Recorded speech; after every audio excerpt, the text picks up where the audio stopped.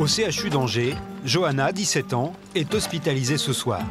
Demain matin, on lui pose un anneau gastrique. Ses parents l'accompagnent et sa maman est inquiète. Je suis stressée, ça ira mieux demain soir. Et encore mieux quand elle sera chez nous.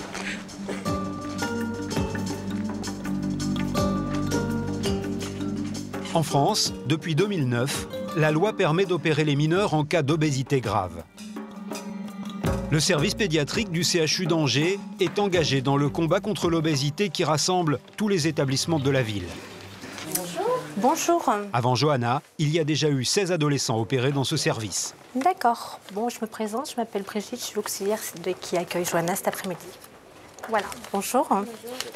Donc, on va t'installer à la chambre 354. Allez-y, madame.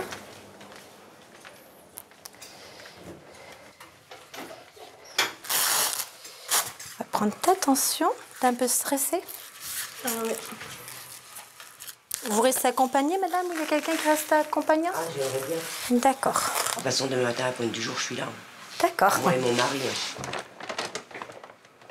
C'est mon bébé, hein, c'est ma dernière. Bonjour Johanna. Bonjour monsieur. Je suis le docteur Chailloux, je suis un des médecins de service. Tu te sens bien? C'est demain matin que c'est prévu? Ça te stresse un peu? Bah, c'est pas l'opération qui me stresse, mais c'est d'être dans l'hôpital. Ah, c'est le fait d'être hospitalisé. Alors ça va. Ça, je peux te rassurer, ça va très bien se passer. Parce que tout le monde est très sympa ici. Alors ça va bien se passer. Est-ce que tu as vu le docteur Topar récemment? Non, le chirurgien? Et vous a réexpliqué, je pense, comment ça allait se passer, les circonstances de l'opération, les événements. Enfin... Oh, je ne veux même pas y penser. Donc ça va être sous célioscopie, normalement, avec des caméras, on t'a expliqué à l'intérieur. Et si jamais ça ne va pas, on fera une petite cicatrice, du coup. On fera une petite ouverture pour faire l'opération et puis ensuite on referme. Voilà. Bon, tu respires bien et ça va très bien se passer. Allez, bonne soirée, Johanna. Je vous prends le carnet de santé. Au revoir. Merci, au revoir. Très vite, pour Johanna, c'est l'heure du dîner. Le dernier avant l'opération. Anna, tu veux le repas?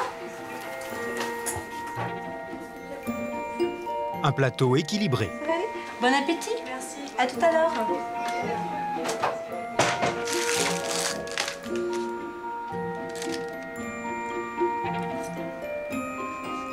Malgré son inquiétude, Johanna mange de bon appétit sous le regard de ses parents qui s'interrogent sur le futur. Demain, ma fille, t'as intérêt à manger tout doucement, tout doucement. Ils nous ont bien expliqué que je réduire mes quantités de moitié. Ça va faire bizarre au départ. On a tellement l'habitude qu'elle mange bien. Bon, ça va même être peut-être inquiétant parce qu'on va avoir peur que ça soit effacé. Mais non, mais on a toujours peur qu'ils aient faim, mais là, il faut tout ce qu'on se mette dans la tête qu'il faut que ça change. T'as bien mangé, là? Ouais. T'as plus faim? Si. J'ai plus faim, mais je peux toujours manger.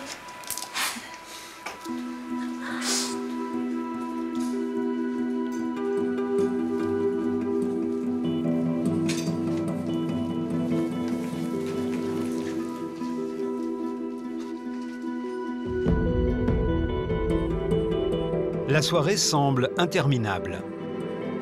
Tu peux monter sur la balance. Et la dernière pesée va apporter une mauvaise nouvelle. 123,6. Johanna vient encore de prendre 3 kilos. L'opération semble plus que jamais nécessaire. Elle va avoir son anneau.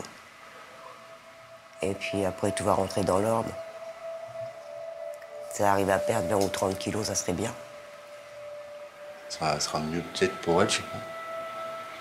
Si ça marche, je sais pas, ça tiendra le coup.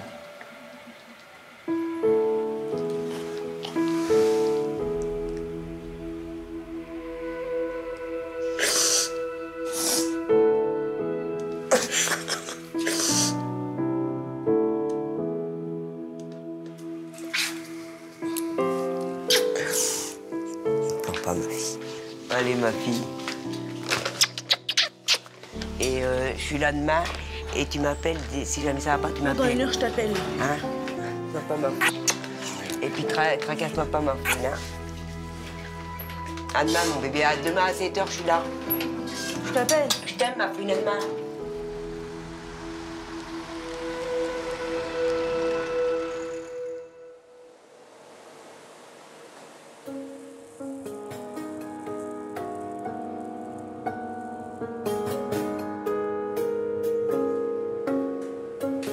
Il est 7 h du matin, l'opération est prévue dans 1 heure. Les parents de Johanna sont déjà de retour, ils n'ont pas beaucoup dormi, ils savent qu'aujourd'hui, c'est un tournant dans la vie de leur fille. Elle va être opérée par 2 chirurgiens, parmi lesquels le professeur Guillaume Potvin, spécialisé en pédiatrie. Bonjour.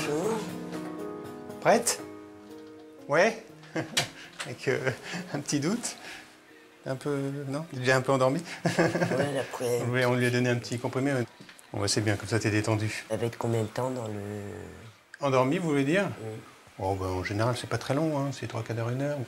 Mais je vous laisse. À tout à l'heure, de toute façon, on se reverra après l'intervention. Oui. Hein? Oui. Allez, à plus tard. Tu verras, je serai déguisé. Allez, au revoir. Ça approche. Johanna semble sereine, mais ses parents beaucoup moins. Ils l'accompagnent jusqu'aux portes de la salle d'opération. Ça va, ma fille, hein? Et puis lutte pas, dors, ma fille, hein?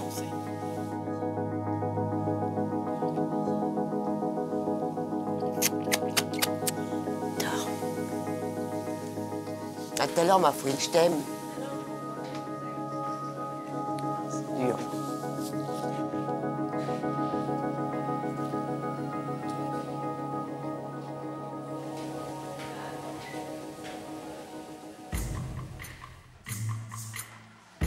En salle d'opération, l'équipe se prépare. Merci. L'implantation d'un anneau gastrique, très utilisé chez les adultes ces 15 dernières années, est aujourd'hui bien maîtrisée. C'est une technique dite restrictive. Elle permet de limiter la quantité d'aliments absorbés.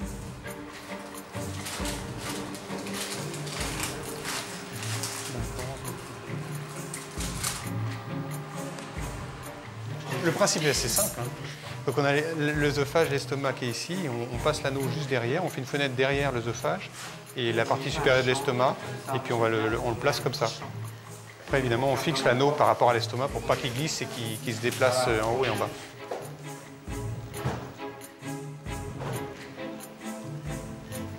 Les parents de Johanna sont remontés dans la chambre de leur fille, où le temps s'écoule trop lentement.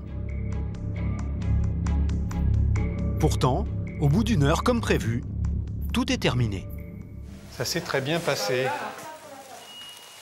Là, on a posé son anneau, mais on ne va pas le gonfler tout de suite. On va le gonfler dans plusieurs semaines. Donc là, pour elle, elle va suivre son programme de régime, entre guillemets, de diététique. Et donc, on gonflera son anneau que dans 6 semaines. Donc c'est que dans 6 semaines qu'il commencera à avoir l'effet anneau. En salle de réveil, Johanna est déjà en train de reprendre connaissance. Sa maman peut la rejoindre.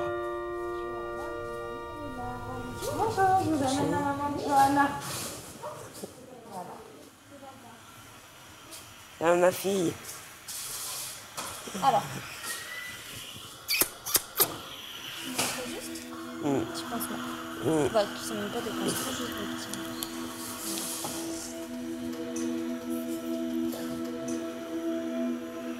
T'es contente? Non? T'as mal, ma fille? T'as mal où, mon bébé? Oh là, ma fille, ça va aller, mon trésor. Ça va aller, ma fille, ils vont te mettre des médicaments. Ça va aller, ma fille. Pleure pas, ma fille, pleure pas. Devant la douleur de sa fille, la maman de Johanna est désarmée. Elle s'en veut presque d'avoir accepté l'opération. Là, il y a effectivement le fait qu'il y a une responsabilité de leur part et de la part de l'enfant, puisque c'est un choix, c'est une chirurgie fonctionnelle. Et donc, c'est pas la fatalité, quoi. Donc, effectivement, si ça se passe mal, ils peuvent se reprocher d'avoir choisi de faire cette intervention complètement. De retour dans sa chambre, Johanna va déjà mieux. Toute la famille va devoir l'accompagner pour l'aider à mincir.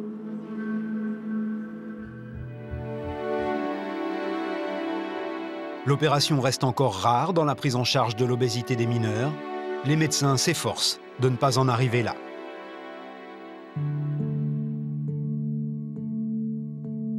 À 2 pas du CHU d'Angers, le centre de réadaptation des Capucins accueille des adolescents en situation d'obésité. Il leur propose un programme basé sur l'activité physique et l'éducation alimentaire. C'est le docteur Marion Beauménil qui est responsable du programme. Elle reçoit aujourd'hui Chloé, une jeune fille de 12 ans. Chloé est suivie pour ses problèmes de poids depuis 4 ans, sans résultat. Alors, c'est comme la semaine dernière? Ah oui, c'est pareil. Ok. 75 kg pour 1,60 m, un indice de masse corporelle supérieur à 29. Chloé est en surpoids, presque en obésité. 101 cm. Alors, Chloé, tu peux t'asseoir. Hein. On avait regardé ça ensemble la dernière fois. Tu te souviens? C'est la courbe qu'on appelle la courbe de corpulence. Tu vois, normalement, la zone normale, c'est la zone qui est grisée. Quand on est ici, c'est qu'on est trop maigre. Quand on est là, c'est qu'on a trop de poids. Tu vois que toi, pour ton âge, puisque tu as à peu près 12 ans, et compte tenu de ta taille et de ton poids, on fait un calcul qui te situe ici. Toi, ton problème, c'est que tu peux pas mettre les vêtements que tu veux, qu'on se moque de toi, tu as envie d'être comme tes copines. Mais nous, les médecins et tes parents aussi, ils pensent aussi à plus tard, quand tu seras une adulte. Ce qu'ils souhaitent, c'est que tu sois une adulte en bonne santé. Pour l'instant, t'as pas de tension, t'as pas de diabète, mais c'est des choses qui pourraient arriver si jamais tu continuais à être dans cette zone. T'as compris? Alors, tu enlèves juste ta chemise, tes chaussures.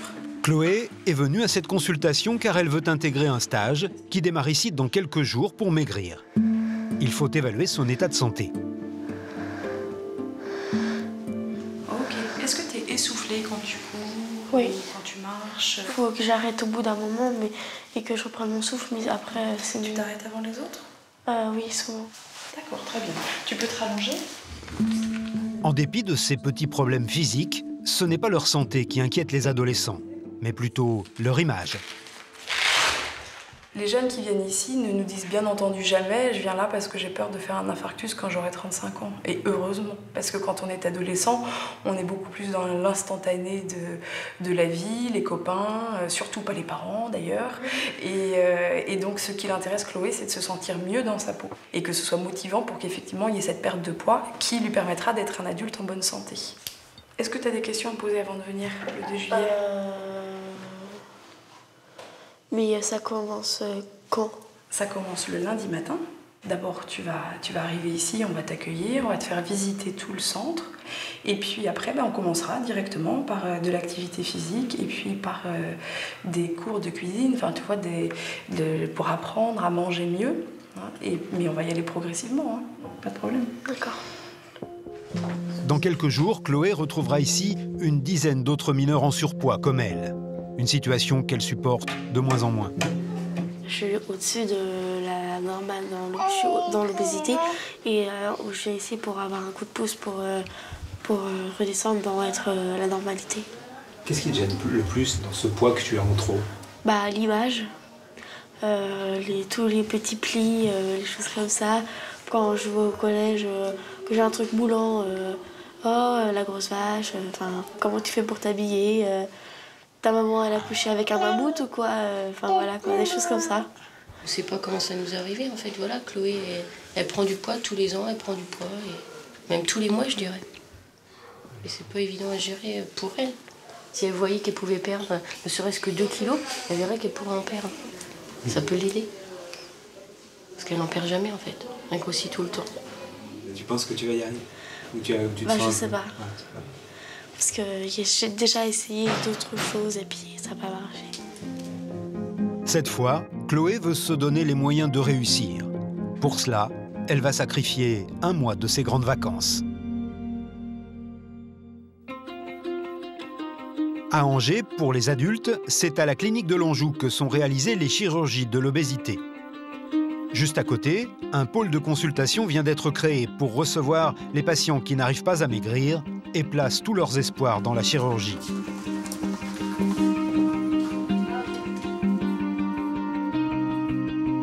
Le docteur Guillaume Bécoirne est l'un des chirurgiens. Alors, À sa consultation, de nombreux nouveaux malades se présentent tous les jours.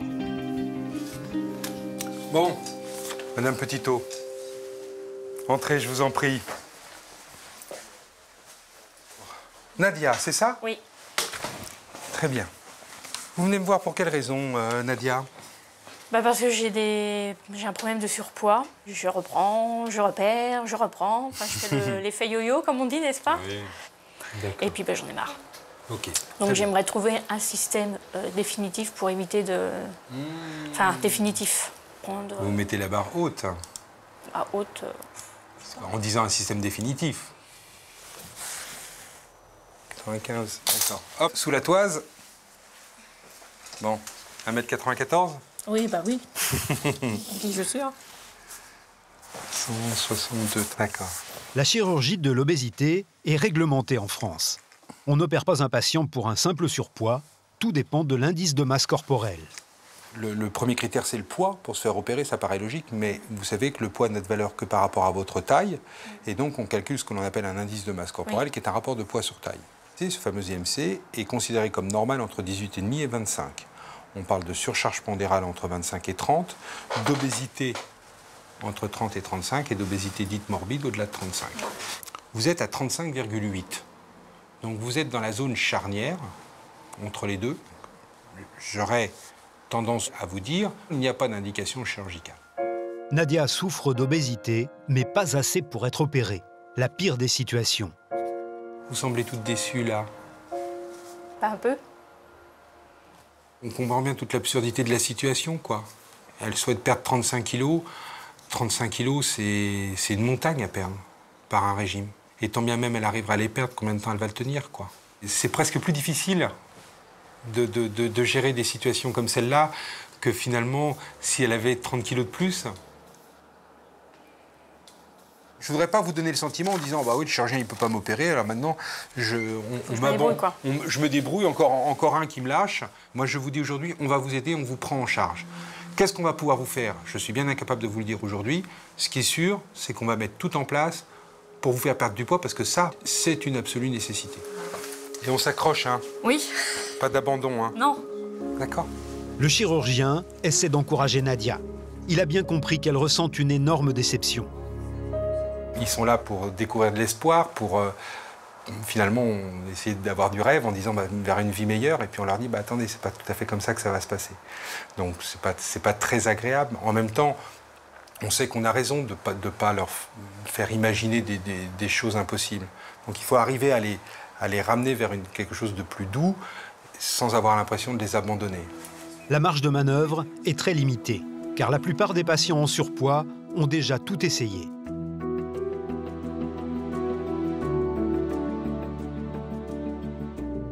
Dans son village, près d'Angers, Nadia va donc devoir trouver une façon de maigrir sans la chirurgie. Ni elle ni son mari n'ont vraiment compris comment elle en est arrivée là. Comme beaucoup, elle a grossi peu à peu. Elle n'a jamais perdu le poids pris durant ses 2 grossesses, 20 kilos à chaque fois.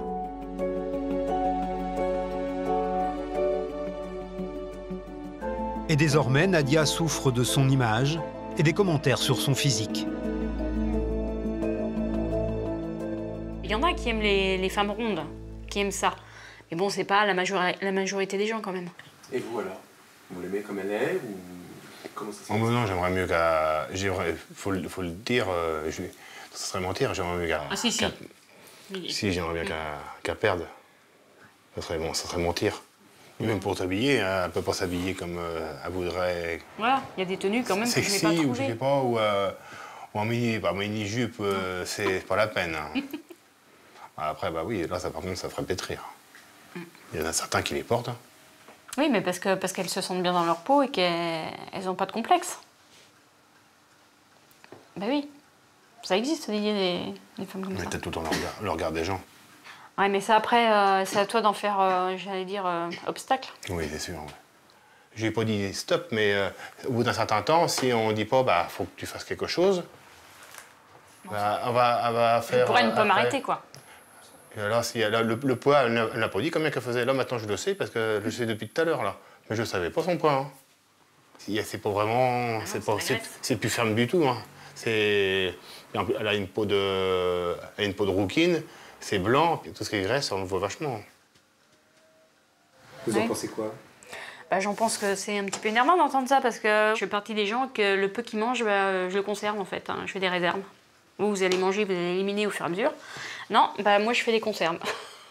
Non, ça serait bien qu'à quelques kilos en moins à l'avenir, au lieu que ça vienne à en prendre. Si ça se trouve dans 10 ans, ça sera peut-être 105. Non, j'espère pas. J'espère pas. Même si l'opération semble compromise, Nadia doit maintenant rencontrer l'ensemble des spécialistes du réseau angevin de l'obésité pour trouver une solution. Des spécialistes qui se sont rassemblés. Salut Julie. Dis-moi, j'ai amené les dossiers du staff. Est-ce qu'on peut regarder ça pour cet après-midi? Près des chirurgiens, la psychiatre, le docteur Julie Emerio, s'occupe exclusivement de patients obèses. Des malades particuliers, souvent murés dans leur maladie, et qui trouvent ici une oreille pour écouter leurs souffrances. De toute façon, ces gens-là, ou ils en parlent plus, ou ils en parlent tellement que les gens écoutent plus parce qu'ils sont déjà à 15 régimes, qu'ils sont tout le temps ou au régime, ou après un régime avec une reprise de poids. Enfin, je veux dire, ça prend tout leur temps. Donc, soit ils peuvent plus en parler, soit ils en parlent, mais plus personne les écoute parce que c'est « Oh, tu commences encore un régime, mais t'es tout le temps en régime. De toute façon, la dernière fois, ça n'a pas marché, pourquoi ça marcherait là ?» Enfin, c'est tout le temps. J'espère bien qu'ici, ils peuvent en parler. S'ils peuvent pas en parler là, ils peuvent en parler nulle part, je pense. J'aime bien quand elle parle comme ça. C'est avec la psychiatre que Nadia va poursuivre son parcours de soins. Madame Petitot? Bonjour, venez. Bonjour. Tous les patients suivis à Angers par le réseau de lutte contre l'obésité doivent rencontrer un psychiatre. Allez-y, installez-vous. Et même si Nadia ne semble pas opérable, la décision finale ne sera prise qu'après plusieurs consultations. Pour l'instant, il faut comprendre son problème. Alors vous pesez combien actuellement? 95. 95, donc pour 1m63, c'est ça? Ce qui vous fait un indice de masse corporelle un peu juste, on a dû vous expliquer. Oui. Qu'est-ce qui vous pose problème avec votre poids actuel qui fait que vous êtes venu dans cette démarche? Parce que je me sens pas forcément bien dans ma peau. C'est-à-dire? Complexée. Vous vous sentez complexée? Voilà. Par rapport à des choses particulières? Oui, par rapport à quand par exemple j'ai acheté des vêtements, forcément je rentre plus dans les vêtements que j'aimerais mettre. Oui. Donc je trouve pas forcément tout ce que je veux. Donc déjà ça me vexe. Et puis c'est vrai que mon mari il a du mal à supporter ma prise de poids. Donc, Il vous en parle? Oui. Qu'est-ce qu'il vous dit? Il m'a dit que je suis trop grosse. Vous étiez trop grosse? Vous vous êtes rencontrés, vous faisiez quel poids? 69. Donc il vous connaît en effet avec un poids beaucoup plus faible. Voilà. Qu'est-ce qu'il peut vous dire qu'est-ce qu'il peut vous faire comme réflexion? T'as vu comment que t'es, t'es trop grosse, fais attention, arrête de manger. Donc il surveille ce que vous mangez? Non, pas forcément. Non, pas forcément. Est-ce que vous pensez que vous avez un problème de quantité au repas? Que c'est des grosses quantités où vous vous servez systématiquement 2 fois? Non. Non. Est-ce qu'il y a des grignotages? Beaucoup. Beaucoup. Tous les jours? Oui. Plusieurs fois par jour? Ça peut arriver. À quel moment de la journée? À n'importe quel moment. Suivant mes horaires, en fait. Comme j'ai des horaires variables. D'accord. Alors ça veut dire... si je suis du matin, je vais manger en rentrant du boulot, donc à 4 heures. D'accord. À 4 heures. Et puis vers 6 heures, généralement, des fois j'ai un peu faim, donc je remange avant de manger. Après, ça va être plus tard dans l'après-midi. D'accord. Bon, il faut qu'on voit quand même ce qui se passe à ce niveau-là, parce que vous rentrez pas dans les critères, en même temps, il y a quand même tout un champ d'action là au niveau de votre alimentation. Avec autant de grignotage que ça par jour, j'aurais tendance à dire que le poids, il va diminuer une fois qu'on va l'enlever. Ça me paraît un peu évident. Je vous sens assez zen avec ce qu'elle vous a raconté. Oui, je m'inquiète pas trop. C'est vrai que ce genre de circonstance est moins problématique que quelqu'un qui mange nickel, quoi, qui n'a pas du tout de grignotage. Donc, je vais vous raccompagner au secrétariat. N'oubliez pas votre veste. Oui, je l'ai déjà oublié tout à l'heure. Allez-y. Je sens qu'il y aura une autre prise en charge, pas forcément opératoire, mais je vais avoir un autre suivi. Je vais peut-être suivre une autre branche, mais qui sera peut-être tout aussi efficace. Donc c'est sûr, si ça peut m'éviter l'opération et puis que j'arrive à perdre du poids, ce sera très bien. Merci. Nadia va maintenant rencontrer une diététicienne qui pourra peut-être l'aider à supprimer ses grignotages. Je vous remercie. Au revoir.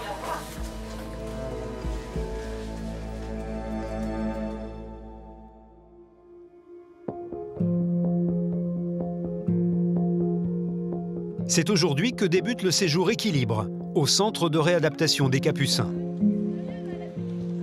Chloé, 12 ans, est la benjamine d'un groupe d'une dizaine de jeunes qui vont passer ici tout le mois de juillet pour apprendre à maîtriser leur poids.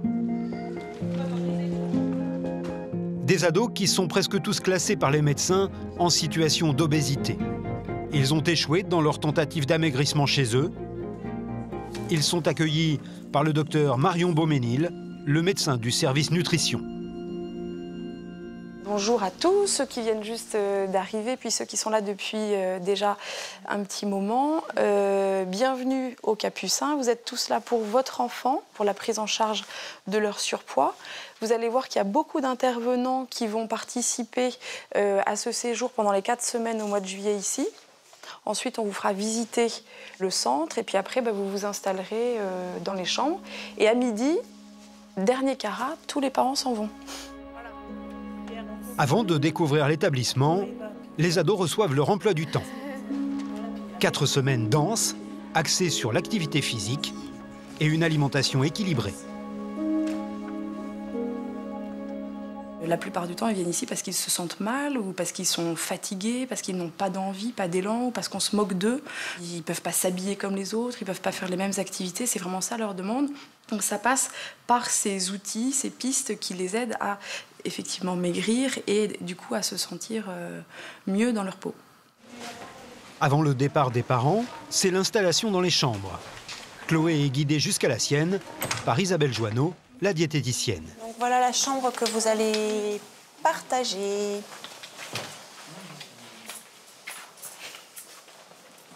Voilà, donc dans la chambre, vous avez une salle de bain avec tout ce qu'il faut, la douche, les toilettes. Vous avez les placards où vous allez pouvoir ranger vos affaires.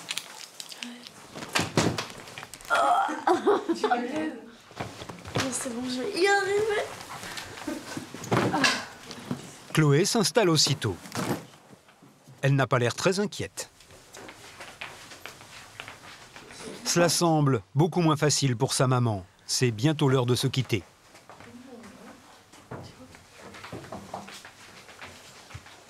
Bien sûr qu'il y a des familles qui sont anxieuses, notamment quand les enfants sont jeunes, comme Chloé, 12 ans. C'est vrai que c'est quand même souvent c'est la première séparation et ça peut être compliqué. Après, c'est pas toujours pour l'enfant que c'est le plus compliqué, ça peut être pour les parents aussi. C'est souvent la première semaine. Après ça s'arrange. Pas simple pour une maman de voir sa fille prendre un peu d'autonomie. Je t'appelle ce soir. Quoi? Je t'appelle ce soir.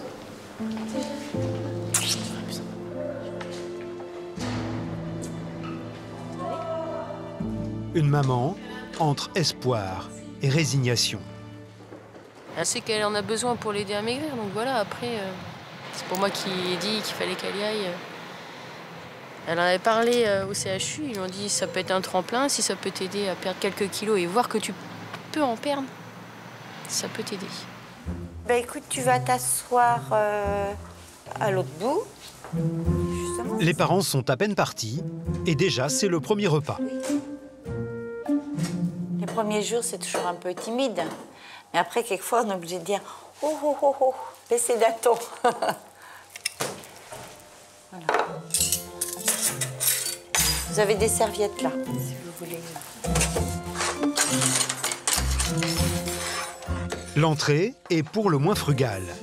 Une simple tomate et 2 tranches de pain. Pas de réaction, les jeunes semblent encore intimidés. Ah oui, puis une chose qu'on ne fait pas, c'est de passer son plat à la copine ou au copain. Non plus, même si vous ne finissez pas, il n'y a pas à faire finir par le copain, même si ça tente. Le plat principal, sous cloche. Hop, bœuf cuit, riz. Oui, vous avez un féculent sur... Franchement, moi, je croyais que c'était beaucoup plus pire que ça. Hein. Beaucoup plus pire que ça. Le truc cuit à la vapeur, avec, je sais pas moi, céleri, brocoli, des choses comme ça. Alors, verdict, ce premier repas? Jusqu'à là, c'est bien. Ça va? Vous attendiez à pire? Ouais. Les yeux de Chloé. Cette entrée en matière conçue par Isabelle, la diététicienne, a plutôt détendu les ados. Les différents régimes qu'ils avaient subis les avaient habitués à pire.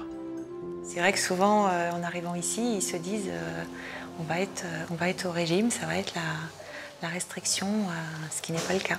On essaye de les accueillir le mieux possible et de ne pas leur faire peur dès le premier repas. De ce côté, c'est réussi. C'est bon les enfants, on peut... Les enfants. Voilà, je sais, j'ai l'habitude de dire les enfants. Mais à 12 ans, 14 ans, on peut encore dire les enfants. J'ai bientôt 15 ans. T'as bientôt 15 ans. Moi, j'ai 17 ans. Moi, bientôt 17 aussi. Compris, compris. Une petite maladresse qui finit de détendre l'atmosphère. Pour les ados, c'est le moment de découvrir l'autre volet de leur prise en charge, les activités physiques, sous la conduite de Julien, l'éducateur sportif. Vous avez eu largement le temps de vous préparer. Le sport, c'est leur bête noire. Entre leur poids et les moqueries des autres, ils ont souvent eu de mauvaises expériences. Tout l'enjeu pour Julien, c'est de s'adapter à eux. Tac, tac, tac, tac. Allez, on commence par 3 tours. Tranquille, à votre rythme. À votre rythme. C'est parti. C'est l'échauffement quand même, hein. À votre rythme. On peut marcher? Oui, on peut marcher rapide, on peut courir un petit peu pour ceux qui veulent. Pour l'instant, il n'y a pas grand monde à vouloir courir, à part le prof. Un tour. Peu d'enthousiasme, et puis tout d'un coup, il y a comme un déclic.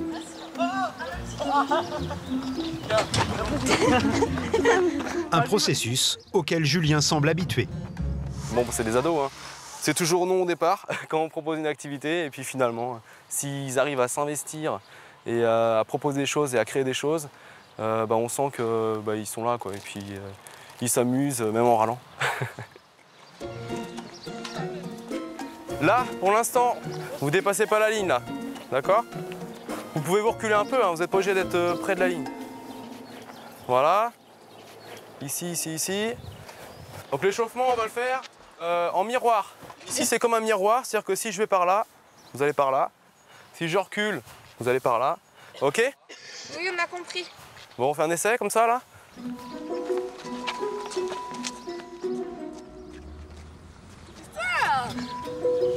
Lucas, tu prends ma place? Allez, vas-y. Allez, plus vite, Maurice. Mais cours. Aïe. 2 minutes, hein, à peine. Allez, à toi. Très bien. Les ados ne se sentent pas bien dans leur corps. Et ce premier exercice leur demande un gros effort. Ah, oh, Lucas, t'inquiète pas, ouais, allez, vas-y. Fais-toi plaisir. T'inquiète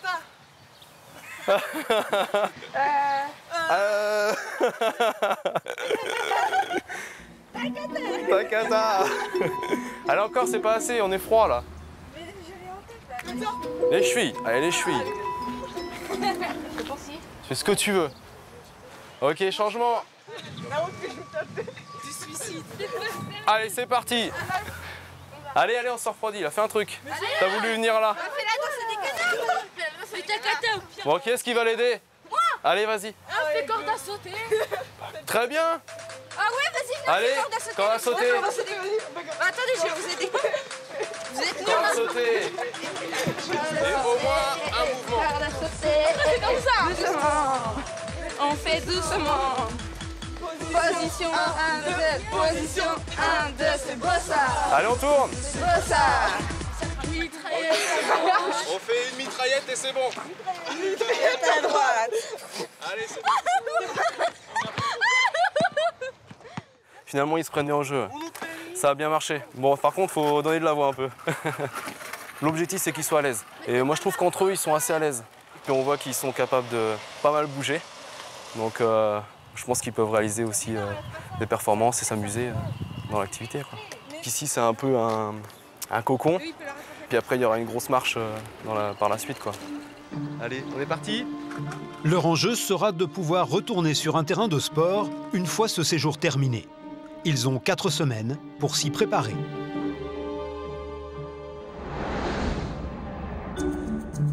Au centre de consultation de l'obésité, Johanna a rendez-vous avec le docteur Topar, l'un des 2 chirurgiens qui lui ont posé son anneau gastrique il y a 6 semaines. Mademoiselle Vanderstein, bonjour. Il faut maintenant gonfler cet anneau pour qu'il produise son effet. Entrez. Bonjour. Asseyez-vous. Alors, comment vous avez depuis l'opération? Bien. Ça va? Vous avez ressenti une gêne, quand même une limitation des quantités ou pas? Non. Pas vraiment, c'est normal. Voilà. Alors, normalement, aujourd'hui, on va démarrer les gonflages de l'anneau. Hein. Le but, c'est pas de gonfler à fond hein, pour vous empêcher de manger. Le but, c'est effectivement de vous amener à réduire les quantités et puis avoir une perte de poids qui est satisfaisante. Voilà. Vous allez pouvoir vous installer sur le divan qui est derrière vous. Vous allez mettre les bras comme ça, de façon à bien ouvrir le ventre. Voilà. Hein. Et puis moi, je vais piquer directement là. Donc on gonfle ça avec de l'eau. Hein. Elle est grosse l'aiguille. Elle est longue, surtout l'aiguille. Elle n'est pas grosse, elle est longue. C'est toujours la question. Hein. Est-ce que ça fait mal? Non, si je vais dedans du premier coup. Mais bon, ça se passe bien, en principe. Voilà. Maintenant, il faut bien qu'on repère ça. Voilà, il est là. Hein. Je pique, ne bougez pas. Ça va? Vous voyez? Apparemment, là, ça marche. On va s'en tenir là pour aujourd'hui. Donc, la prochaine fois, on verra en fonction de votre poids, de comment vous mangez, et on pourra gonfler davantage. D'accord? Si jamais vous n'arrivez plus à boire ni à manger, vous venez aux urgences hein, pour qu'on dégonfle en urgence. Bon, bah ça va, vous avez été très courageuse. Hein, parce que la première fois, c'est jamais très simple. Johanna est beaucoup moins impressionnée que lors de l'opération.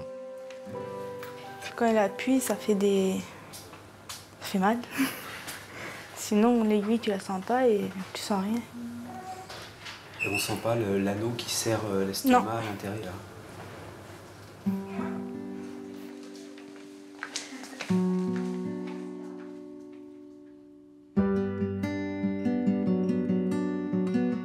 Quelques semaines plus tard, à Saumur, chez Johanna.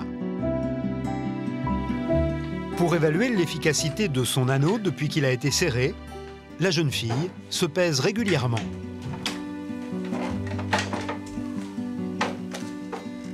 Maman? Oui? T'as combien? 117 600, ça te fait? 117, 18, 19, 20, 21, 22, 23, 7 kilos, moi. Moins 7. Dès que je suis sortie de l'hôpital, j'ai perdu 5 kilos, après j'en ai reperdu 2, et après j'ai plus reperdu. Je trouve ça peu quand même, peu de poids. J'aurais cru que ça aurait été plus efficace que ça quand même. Parce qu'avec tous les efforts qu'elle fait, elle a quand même arrêté tous les bonbons, les gâteaux, les boissons sucrées. Elle a arrêté tout. Tu prends tout ce que je peux. Oui, moi je prends tout ce qu'elle perd. Les 7 kilos qu'elle a perdus, c'est moi qui les ai pris. Si Johanna ne perd pas ses kilos aussi vite qu'elle l'espérait, elle a tout de même beaucoup changé ses habitudes alimentaires.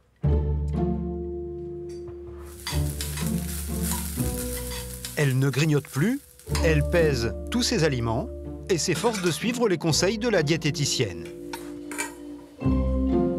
Pour sa maman, malgré un bilan mitigé, c'est tout de même un sérieux progrès. C'est vrai qu'elle n'a pas repris de poids, déjà ça, moi je trouve que c'est bien. Parce que je suis persuadée que si elle aurait, au tarif où elle était partie là, eh ben elle aurait pas eu l'anneau, elle aurait peut-être eu 5-6 kilos de plus aujourd'hui.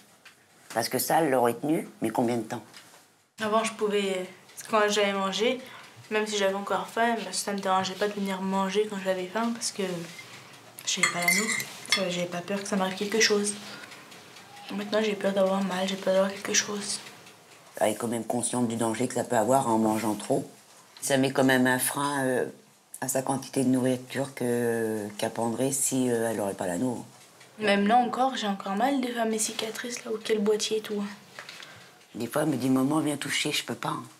Ah, ça me passe partout. Tellement que j'ai vu ma fille souffrir. Je croyais pas que j'allais avoir mal. Je pensais que j'allais avoir une petite douleur comme un petit bobo. Mais pas une douleur à pas se lever, à pas vouloir rien faire, à pas dormir, tout ça. C'est un mal pour un bien, mais c'est dur. Je sais qu'on va voir ses enfants souffrir. Pas beaucoup de mamans qui aiment ça. Hein. Si c'était à refaire, je crois que je le refais pas. J'ai eu très très peur. J'ai jamais eu ma fille comme ça, moi. Jamais, jamais. Bah déjà au début, j'étais pas trop pour le faire. Et j'aurais su, je l'aurais pas fait. Non, mais t'aurais du poids en plus, ma fille. Oui, mais là j'ai un anneau, il me sert à rien. Donc, Mais si, il te sert. T'as pas pris de poids, alors forcément, il te sert. J'aurais voulu, j'aurais pu le faire sans l'anneau. Voilà, si t'aurais voulu, mais sauf que tu craques. Peut-être qu'un jour, j'aurais voulu. Imagine, là, t'aurais été à 5 kilos de plus, 6 kilos. Ça se trouve, j'aurais pas grossi, tu sais pas. Ah, si. Moi, je dis que c'est bien, ma fille. 7 kilos, c'est pas mal. Ah oui, c'est bien, mais... Pas tout le monde aurait pris une décision comme ça de se faire opérer et tout. Moi, je dis que c'est bien, t'as été courageuse, puis t'auras des résultats. Par contre, c'est sur le temps. Alors, faut pas se décourager, puis tu vas y arriver. Hein. On va aller en avançant. Tout doucement, on y arrivera. Doucement, mais sûrement. Voilà.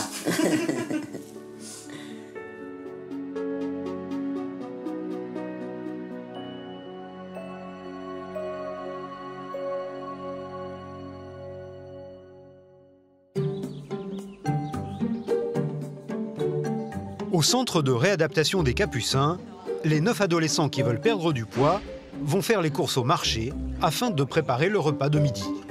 Un exercice pratique imaginé par Isabelle, la diététicienne.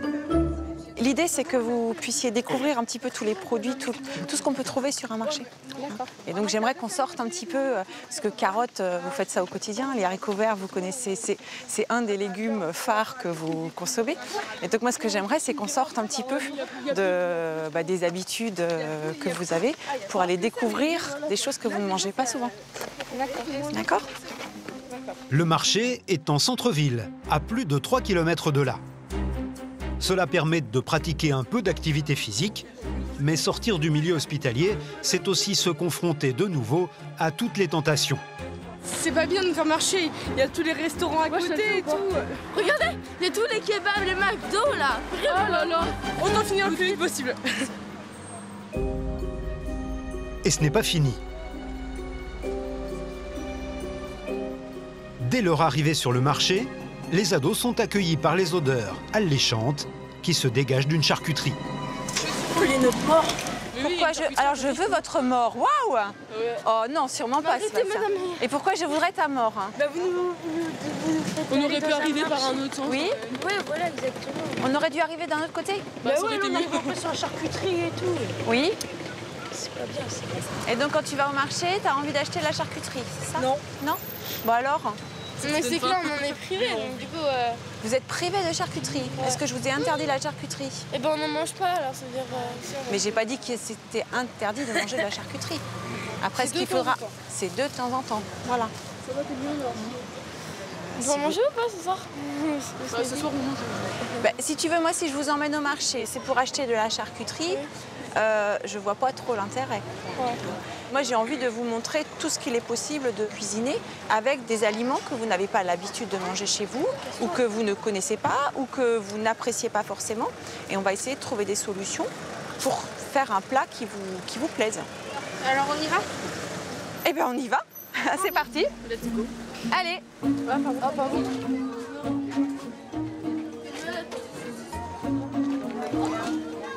Le groupe finit par arriver dans le secteur des fruits et légumes. Ils doivent composer le menu de leur déjeuner.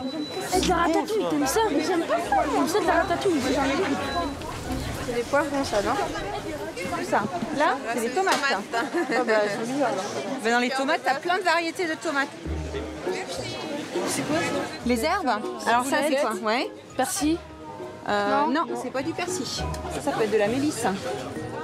Sur ce marché, l'une des plus intéressées, c'est Audrey, 17 ans. Elle aimerait entamer une formation de cuisinière.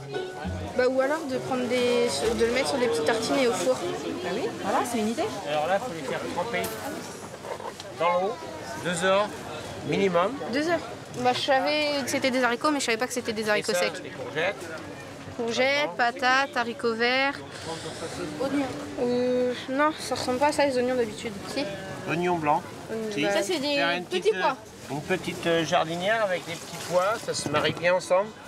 Mettez une petite carotte, des oignons blancs, des petits pois et des petits lardons fumés, c'est délicieux. Je vous fais un menu complet. Ah bah, je vous remercie de la recette, je retiendrai. Bonne journée, monsieur. Au revoir. Chloé, elle, semble dégoûtée par les odeurs du marché. Ah non mais je supporte pas ce livre, c'est un truc de malade pas ça. Ça sent pas bon. Ça me remonte dans l'œuf, en plus déjà j'ai mal à la tête, c'est horrible. C'est l'intérêt des marchés, hein, c'est qu'on a les produits, mais on a aussi les odeurs. Il y a l'odorat qui se développe quand on vient au marché. Il y a déjà, on voit tous les produits qu'il y a et tout, mais en plus, il y a l'odorat. C'est vrai qu'ils ne sont pas habitués à aller sur les marchés pour regarder les produits. C'est vrai que quand on va au marché, on a envie d'acheter des fruits, des légumes, parce qu'ils ont tous l'air appétissants. On achète souvent les fruits et les légumes en supermarché. Et souvent, ce sont des fruits et des légumes qui ont été stockés en frigo, qui du coup n'ont plus les odeurs qu'on peut avoir sur un marché.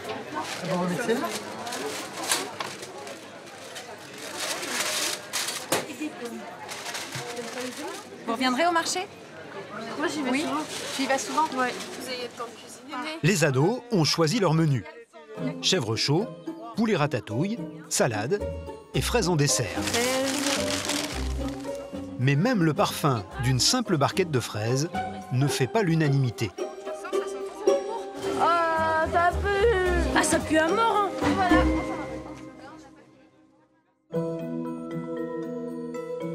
De retour au centre des Capucins, les ados vont participer à un atelier qui doit les faire réfléchir sur l'image de leur corps et l'estime qu'ils ont d'eux-mêmes. Bonjour à vous. L'atelier est animé par Adeline, psychomotricienne, et Caroline, neuropsychologue. Alors cette première semaine, ça s'est bien passé? Oui. Aujourd'hui, on va vous proposer un support qui est l'argile, d'accord? Pour représenter comment vous représentez le corps humain. Mais est-ce qu'on a le droit, par exemple, de se reproduire soi-même comme on se voit? C'est ça, si tu veux. Voilà, n'hésitez pas déjà à appréhender la matière, à aller toucher. Peut-être tu peux mettre un peu d'eau. Comme ça, quand tu vas vouloir plier la matière, ça va pas fendre, ça va pas casser.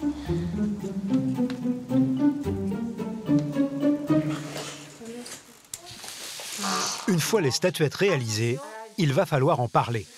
Bah, c'est une grosse patate. Bah, en fait, elle est super grosse. Elle a un gros ventre. Elle a des grosses jambes, sauf que non, ça va pas aplati. Elle a des gros bras. Elle a tout de gros. Puis bah voilà. Elle s'appelle? Moi. La plupart ont choisi une forme proche de leur image, comme Lucas, peu bavard d'habitude, et qui va trouver bien des choses à dire sur sa statuette.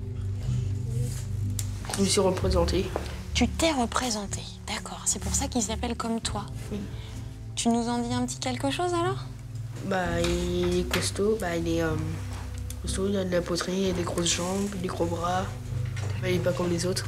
Ça veut dire quoi, il est pas comme les autres? Bah, je veux pas parler vulgairement, mais il est gros, quoi. Ouais. Ça c'est plutôt négatif, du coup? Bah, oui, ça, c'est oui. D'accord. Alors maintenant, il va falloir que tu essayes de lui trouver un ou deux aspects positifs. Moi, je vois rien de positif. Des adolescents qui ont une très mauvaise image d'eux-mêmes. Ils se représentent tels qu'ils sont, ou tels qu'ils voudraient être, c'est-à-dire plus minces. Ou encore, ils ont beaucoup de mal à se représenter, comme Audrey, qui semble troublée par l'exercice.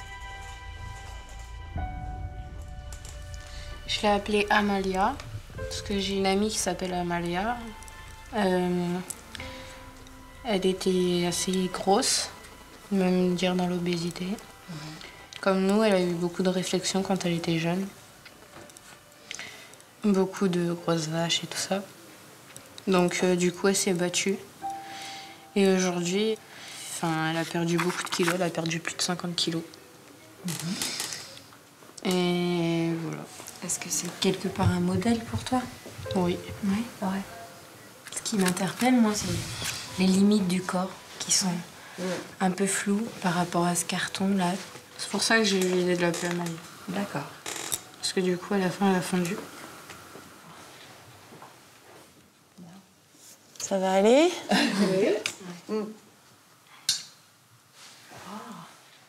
C'est parfois aussi émouvant de les entendre parler de leur souffrance, de toutes ces moqueries et de tout finalement aussi la phobie scolaire qui peut se développer suite à ça, avec des enfants déscolarisés. Et finalement, ils sont dans un engrenage où c'est compliqué.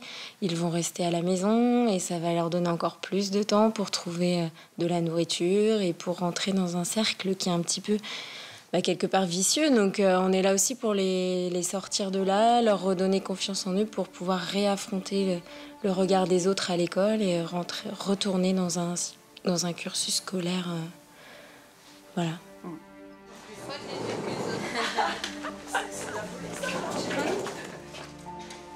Allez, au revoir. Au revoir.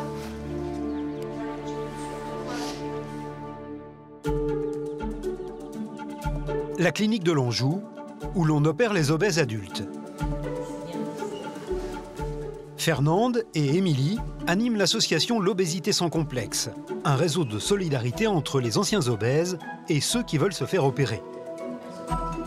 Elles sont venues faire connaître leur association, car elles savent que les obèses sont souvent isolés et n'osent pas faire le premier pas. On a vécu ça, donc on sait que c'est pas évident d'aller à la rencontre des gens, de venir dans une association aussi, rencontrer plein de monde, arriver, enfin on est en recul. Je pense que c'est pas facile quand on est en obésité de sortir comme ça. Toutes les deux sont passées par la chirurgie. Émilie pesait 110 kilos il y a quelques années et Fernande, près de 200. Quand ils nous voient avec nos kilos perdus, ils se disent « moi aussi je peux perdre du poids, je peux y arriver ». Et je pense que ça les aide beaucoup. Aujourd'hui, Émilie et Fernande viennent voir une de leurs amies qui se remet d'une opération de chirurgie plastique rendue nécessaire par sa perte de poids. Oh Edwige, bonjour. Comment vas-tu? Bonjour. Ah, ça c'est une personne qu'on connaît bien. Salut. Ça fait plaisir de te voir. T'es rentrée pourquoi? L'abdominoplastie. Et puis, j'ai vu le chirurgien ce matin. J'ai vu ça sur le forum, toi. Oui. J'ai pas le temps de tout lire en ce moment. C'est vrai, bah oui, ça y est, c'est fait. C'est fait, tu vois, c'est gainé. Le soulagement, le soulagement. Qu'est-ce qui s'est passé? J'ai fait mon bypass il y a à peine 2 ans, 21 mois. Et là, on est passé à la 2e étape. On a enlevé toute la peau qui gênait un petit peu, quoi. Donc, un petit peu dur. Plus dur que le bypass. Ouais. Moi, ça voilà. Tu pars d'un poids de combien en photo 130 kg au départ. Et puis, là, je suis à 71,5. Et puis là, je suis plus en surpoids du tout. Ah, super. Il fallait que je descende en dessous de 72. Tu te rends compte, la personne qu'on a vue avant, elle va voir maintenant? Non, nous on voit les autres patients, mais on voit pas nous comment on a changé, mais les autres quand on les voit changer. C'est pour ça qu'on prend beaucoup de photos en fait, et puis on se dit qu'est-ce qu'elle a changé. On se rend plus compte, ça fait plaisir au moins. Émilie et Fernande savent qu'une ancienne opérée ne va pas très bien juste à côté. Elles ne sont pas les premières à lui rendre visite. Le docteur Bécoirne est déjà là. Ah, on dérange, vous êtes à discuter? Non, mais on finissait la discussion. Cette patiente souffrait du ventre et d'une grosse baisse de morale. Sophie vient de Normandie et fait partie des patients qui n'ont pas eu de suivi médical. Elle en aurait pourtant eu besoin. Le bypass n'est pas un remède miracle. C'est pas on est opéré, chouette, allez, c'est bon, on recommence une vie, tout est nouveau, tout est beau. Non, c'est loin de là. On repasse par des problèmes, on repasse par des moments de faiblesse, des moments de doute, des moments où on a besoin d'être rassuré, des moments où on a besoin justement de rencontrer des gens. Et malheureusement, je suis loin et de ne pas avoir pu, par l'association, en parler, le vivre avec d'autres et le vivre ensemble, parce qu'on ne peut en parler qu'avec des gens qui l'ont vécu et qui le comprennent. Sinon, on se fait juger. Voilà. On ne comprend pas, on nous juge. Alors, il y a besoin de revenir à la source. Pour Fernande et Émilie, Cette visite confirme leur utilité et leur rappelle leur propre histoire. Nous, je sais qu'on comprend parce qu'on est passé par là. Et puis moi, je veux pas oublier. Je veux pas oublier ce que j'étais avant. Je me plus jamais ça, donc c'est une manière de se mettre, de se battre, une barrière, de se dire, voilà, de se battre tout le temps contre ça. Des suites d'opérations difficiles, les médecins doivent en gérer tous les jours. Le docteur Becquarn n'a que quelques dizaines de mètres à parcourir entre la clinique et son cabinet, au pôle de l'obésité. Il a demandé à l'une de ses anciennes patientes, opérée il y a 1 an, de venir sans tarder en consultation. Christelle souffre de douleurs insupportables. Le médecin vient de recevoir les résultats des examens qu'elle a subis. Christelle, le scanner ne montre strictement rien. En tout cas, on a dans l'incapacité d'interpréter les images correctement. Donc, il n'y a qu'un seul moyen de vérifier. C'est d'aller voir directement. Voilà, c'est d'aller voir directement, sans avoir la certitude, effectivement, que l'acte chirurgical te règle le problème de douleur. Les douleurs sont invalidantes au point de dire, voilà, moi j'en supporte plus, j'ai mal, les médicaments ne me calment pas, il faut qu'on aille vérifier. Ou est-ce que tu dis, bon, certes, j'ai un petit peu mal, bon, je peux tenir comme ça, on va se donner quelques mois, puis on voit. Là, la décision, c'est toi. Je ne peux pas la prendre pour toi. Non, ce qui est sûr, c'est que de toute façon, à l'heure d'aujourd'hui, je ne peux pas travailler, donc ça m'empêche de travailler. Je ne peux pas rester dans cette situation-là. Donc c'est quand même un argument pour une intervention. Oui. Ah bah, d'accord. Oui. Ok. Bon, bah écoute... Retourner sur la table d'opération, une perspective angoissante pour la jeune femme dont la chirurgie de l'obésité avait eu des suites particulièrement pénibles. Elle a eu un bypass gastrique et elle a fait une des complications les plus redoutées de la chirurgie de l'obésité et du bypass en particulier. Elle a fait une fistule, c'est-à-dire la couture entre l'estomac et l'intestin grêle n'a pas tenu. Donc les suites ont été un peu... ça a été, comme on dit chez nous, au forceps. C'est vrai que ça rappelle des souvenirs difficiles. Là, on a failli la perdre, quoi. Donc, Quand je me suis vue aux soins continus avec branchée dans tous les sens, avec ma sonde nasogastrique dans le nez, oui, j'ai eu peur. J'ai eu peur. Puis voilà, le regard des parents qui viennent vous voir avec les blouses, si, ça fait peur. Mais bon, j'ai trouvé la force pour passer au-dessus et voilà, je suis fière de ce que j'ai fait. ça laisse des traces, hein. Bah, toute ma vie. Ça va me marquer toute ma vie. Mais je le vois vraiment comme une deuxième naissance. Même si ça a été dur, il y a eu des moments difficiles. Mais entre la Christelle d'avant et la Christelle de maintenant, ça n'a rien à voir. Avant, c'était la Christelle défaitiste, qui avait besoin toujours de soutien de sa famille, qui était faible psychologiquement. Et maintenant, c'est la Christelle forte qui veut se battre et qui aime la vie maintenant, qu'avant, elle l'aimait peut-être pas forcément. On va faire en sorte que ça se passe différemment, hein. Mais oui, ça va bien se passer ce coup-ci. Parfait. C'est elle qui va me soutenir. Bah oui. Les patients qui ont maigri après une chirurgie de l'obésité regrettent rarement leur choix, quelles que soient les souffrances vécues. Coco. Malgré ses déboires, Christelle n'a pas perdu confiance et cela rend le chirurgien admiratif. Moi-même, hein, on reprend une décision d'intervention chirurgicale, c'est lourd, on peut pas, il faut le faire, hein, donc il faut essayer de ne plus penser à ça, mais c'est aussi les patients qui nous donnent la force, hein, parce qu'il faut qu'il y ait une sacrée confiance en nous pour accepter de repartir de l'avant et de reconfier sa vie à... Finalement, ce qui pourrait rester tout ça, c'est que moi, elle a confié sa vie à quelqu'un et elle a failli en mourir, quoi. Et là, elle y revient et elle dit « Ok, j'y refonce », quoi. Donc, c'est aussi ça qui nous aide à prendre les décisions. Ok. Bon, Christelle, donc on voit ça. Hein, la semaine prochaine. De toute façon, en ce moment... Oui. Faut pas abuser des bonnes choses. Hein. Ouais. Retour au centre de réadaptation des Capucins. Les adolescents se retrouvent comme tous les jours dans cette cuisine pour préparer eux-mêmes le déjeuner. La plupart n'avaient jamais cuisiné avant d'arriver ici. Et les ingrédients qu'on met à leur disposition ne leur sont pas vraiment familiers. Mélodie, la diététicienne qui les encadre aujourd'hui, a préparé le menu qu'ils vont réaliser. Et ces séances sont surtout l'occasion de leur apprendre les bases d'une alimentation équilibrée.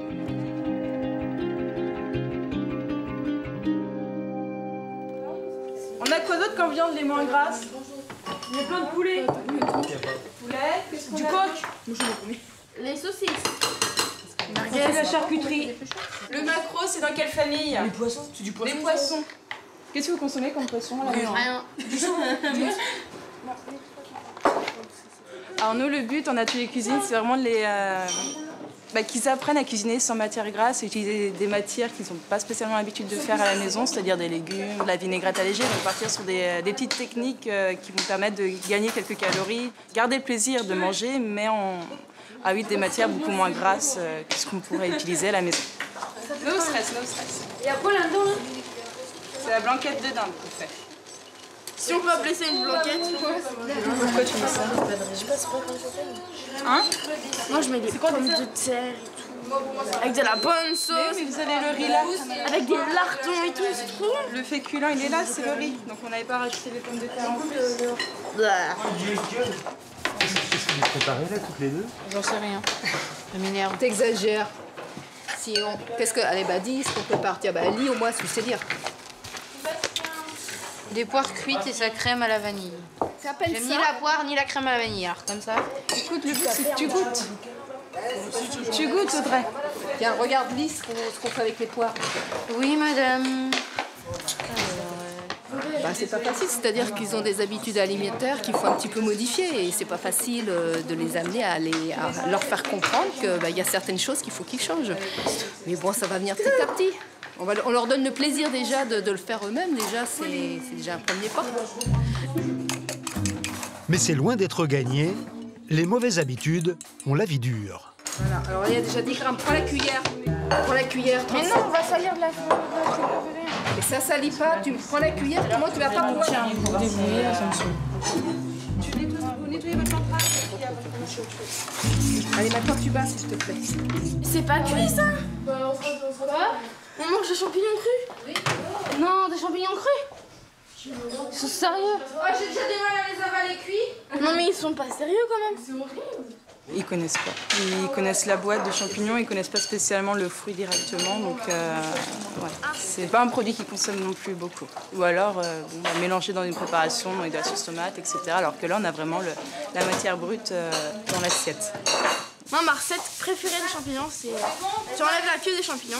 Enfin, d'abord, tu les laves et tout. Tu mets la queue des champignons, tu les mets sur le papier à lui dans une plaque à cuisson. Tu mets du fromage, du boursin, des tartares, tout comme ça, à l'intérieur. Tu fais chauffer. Et là, c'est trop bon. Aussi, tu mets des rillettes, tout. Oh, maman. Pas de fromage ni de rillettes dans les champignons pour le déjeuner. Les jeunes vont goûter ce qu'ils viennent de préparer. Et l'ambiance est glaciale. Les ados, qui étaient réservés en début de séjour, ont pris de l'assurance. Désormais, ils se rebellent. Pourquoi on me donne une assiette alors je vais passer directement au dessert? Pour le plat de résistance. Je vais pas en manger. Moi non plus. Moi non plus. Allez, tu m'en donnes pas. Non, moi non plus. Oh, ça non, mais j'ai pas faim. Bah, goûtez au moins. C'est pas gentil, ça. Mais il mange pas. J'ai déjà goûté, madame. Moi aussi, je viens de goûter là. Il y a même pas de sauce. Et qu'est-ce qui va pas dedans? La sauce, elle a disparu. Allez, c'est pas bon. Je vais manger. Il y a des fois, Est-ce que tu as goûté? Non. Dégage-moi d'abord. Alors, premièrement, l'entrée, c'est des champignons gros et pas cuits, donc ça ne passera pas. Je veux bien qu'on soit à la diète, je veux bien qu'on vienne ici pour maigrir, mais bon, il y a un minimum... Je sais pas, on n'aime pas.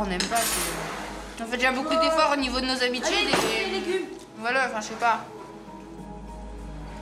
C'est là qu'on voit qu'il y a vraiment un souci d'alimentation par derrière. Parce que là, comme vous voyez, il y en a qui me disent je vais manger que des tartines de pain, ça me suffit. Parce que pour eux, la perte de poids, voilà, elle sera flagrante. Ils vont perdre 2 kilos en une semaine. Mais quand ils seront chez eux, c'est pas le principe, quoi. C'est qu'ils vraiment, ils prennent des habitudes alimentaires, qu'ils goûtent à tout, qu'ils touchent à tout, etc. Donc, c'est très difficile comme public. C'est vrai que le message y passe, mais quand ils sont pas prêts à le mettre en place, il y a un peu de rejet, comme vous pouvez constater là.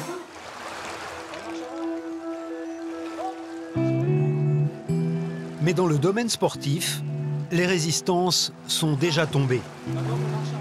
Au Capucin, les ados ont découvert la piscine sous un autre jour.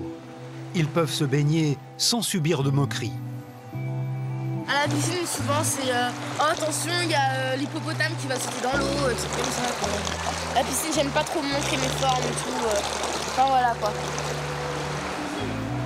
Il y en a, ils vont dire oh, regarde elle, elle a un gros cul. Oh, regarde elle, t'as vu les cuisses énormes qu'elle a? Dans la vie, des gens qui sont en surpoids, c'est la loi de la jungle. C'est soit tu manges, soit tu t'es soit tu fais t'es mangé. Donc,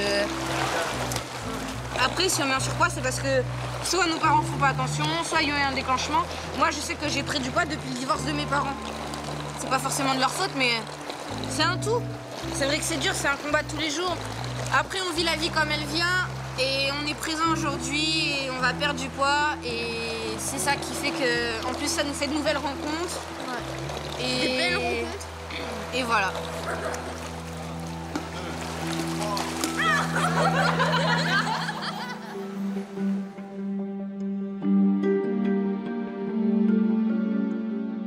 À la clinique de Lonjou, c'est le jour de l'hospitalisation pour Christelle, en raison de ses douleurs abdominales. Elle a accepté d'être réopérée pour trouver l'origine du problème. Christelle est accompagnée de ses parents. Bonjour.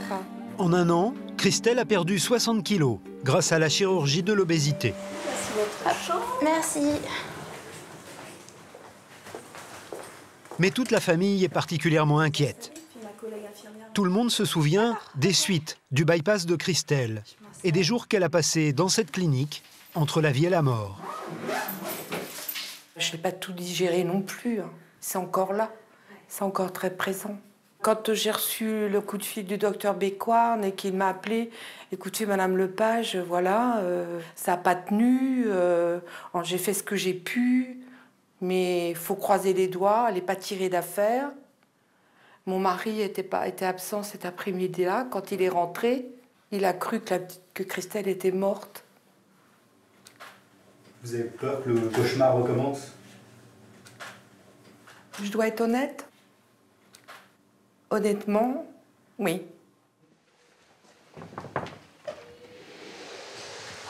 Ah, nous revoilà. Bonjour docteur, comment allez-vous? ça va et vous-même? Bah écoutez... Oui, enfin bon. Hein? Comment va le petit chat noir? Ça va. Ça va? Oui. Bon, donc demain, Ouais. je crois 10h30. Ok. Hein, mais on est sur le programme, donc il y aura peut-être des variations d'horaire, mais... D'accord? Problème. Bon, ça va? Ouais. Ça va mieux qu'à la consultation? Oui. Moins de stress? Ouais, c'est bon. Très bien. C'est bon. Bon, je vous appelle dès que c'est fini, pour vous dire ce qu'il en est. Tout va bien? Oh, bah oui, il n'y a pas de raison que ça se passe mal, mais il faut... Voilà, elle a trop de douleur, il faut aller vérifier. Ouais. Bon, allez, bon courage hein, pour ce soir. Demain, je vous appelle dès que... Ok? Oui. Et je vais dormir tranquille aussi, c'est tout. Au revoir. Au revoir.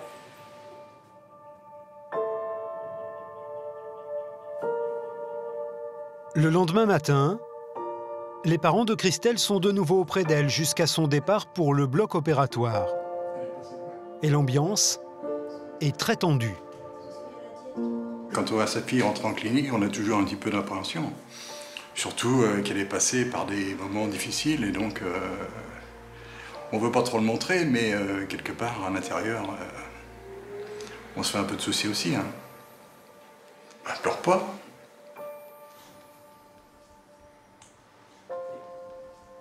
C'est la première fois qu'on t'entend t'exprimer là-dessus. T'en as jamais parlé.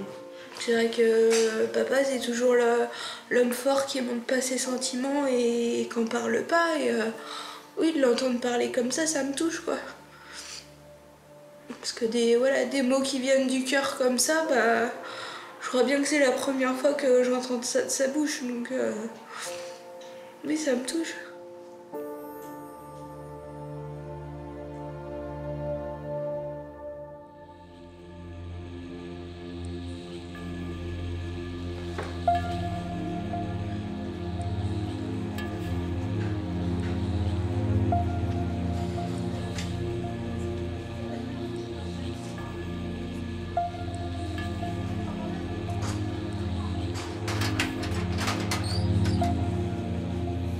Pour le docteur Bécoirne, cela devrait être une opération facile. Mais la pression est forte, car il sait combien Christelle et sa famille ont souffert l'année dernière.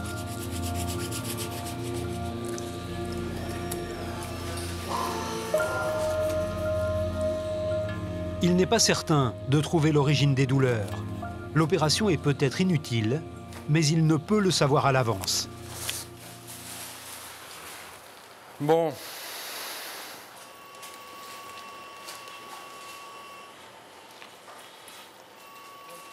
Alors, qu'est-ce qui se passe? Bon, il y a des adhérences. Alors, on voit là... Voilà, ça peut être une explication d'une de ces douleurs. Je ne sais pas, on va explorer la totalité de la cavité abdominale, mais rien que ça suffit à expliquer potentiellement ces douleurs. Ces adhérences se sont créées après la première opération de Christelle. Le chirurgien doit supprimer ces adhérences. C'est bon, s'en va. Le docteur Bécoirne est maintenant soulagé. Je suis content parce que je pense qu'on a eu raison. Pourquoi ? Parce que je pense que son problème était là et elle avait une vraie souffrance et que je pense qu'on a eu raison et j'espère que l'avenir va me le confirmer. Oui, Madame Lepage ? Docteur Bécoirne ? Bon, on vient de finir. Bon, notre petit chat noir va s'en mettre à miauler correctement. Je vous en prie, bonne journée. À ce soir, je passerai vous voir. Au revoir. Oh bah dis donc, Christelle. T'es entre Saturne et Jupiter, là encore, hein? Ouais. T'as besoin d'atterrir. Bon, tout s'est bien passé. Hein? Priorine a trouvé ce qui te faisait mal. D'accord? C'est quoi? Je te réexpliquerai. C'était des brides. De toute façon, tu ne te souviendras de plus de rien en 2 heures. Donc je viendrai te revoir tout à l'heure pour t'expliquer ça dans la chambre. D'accord? Ok. Allez, repose-toi. Si la chirurgie est le meilleur remède pour sortir de l'obésité, 5% des patients doivent être réopérés dans les années qui suivent en raison de complications. Quand il raccroche la blouse blanche, la journée du chirurgien est loin d'être terminée.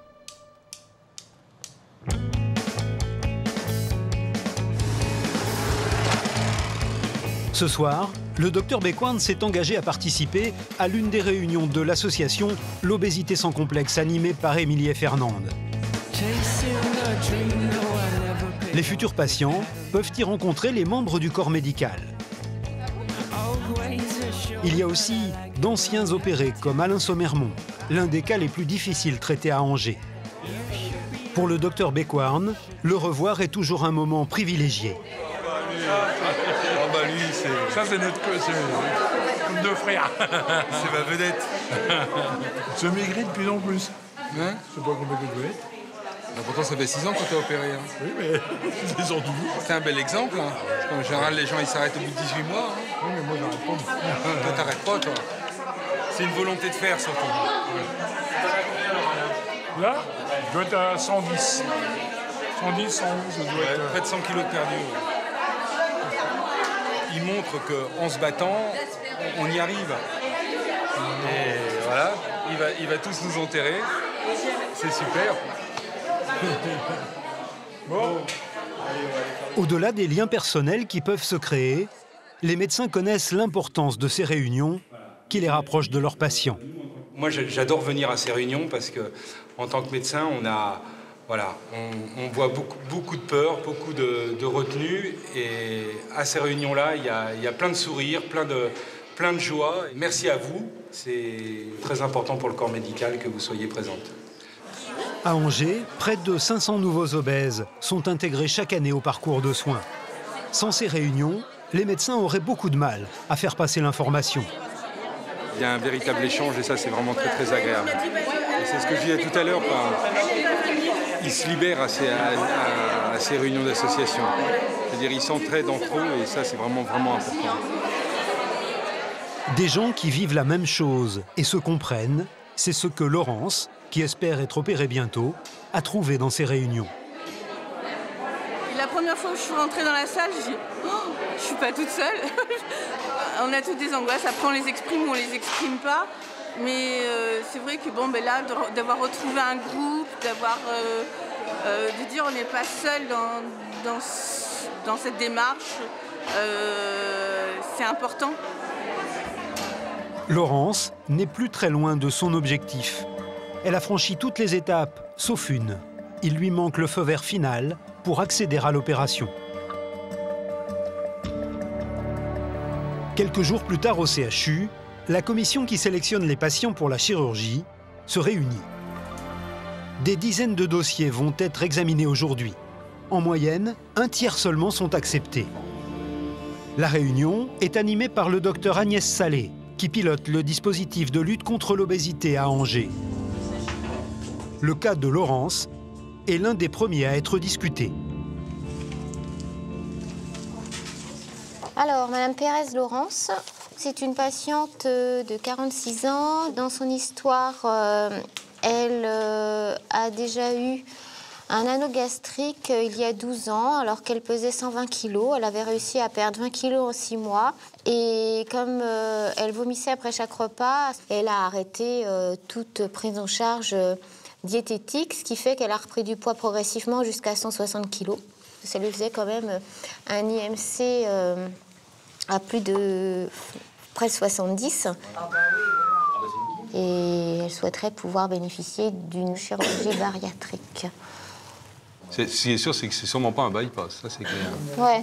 On met sleeve ou dérivation alors? Moi j'ai un sentiment assez mitigé d'après ce que j'ai fait sur les sleeves après anneau, mais enfin je veux dire, si jamais elle veut pas accepter les conséquences éventuelles de la dérivation, elle aura une sleeve, quoi. Une sleeve, c'est une réduction de la taille de l'estomac. Une dérivation bilio-pancréatique, c'est en plus le raccourcissement du circuit de digestion. Plus efficace, mais plus risqué. Donc on met un avis favorable. D'accord. Faut quand même bien lui expliquer les conséquences. Hein.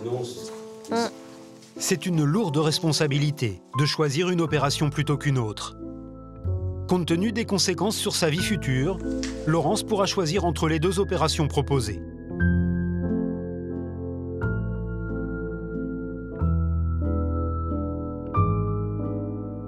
Quelques jours plus tard, elle a rendez-vous pour une dernière consultation. Elle va devoir se décider en fonction des explications du docteur Bécoire. Madame Pérez? Oui. Bonjour, ça va? Oui. Allez-y, entrez, je vous en prie. Installez-vous.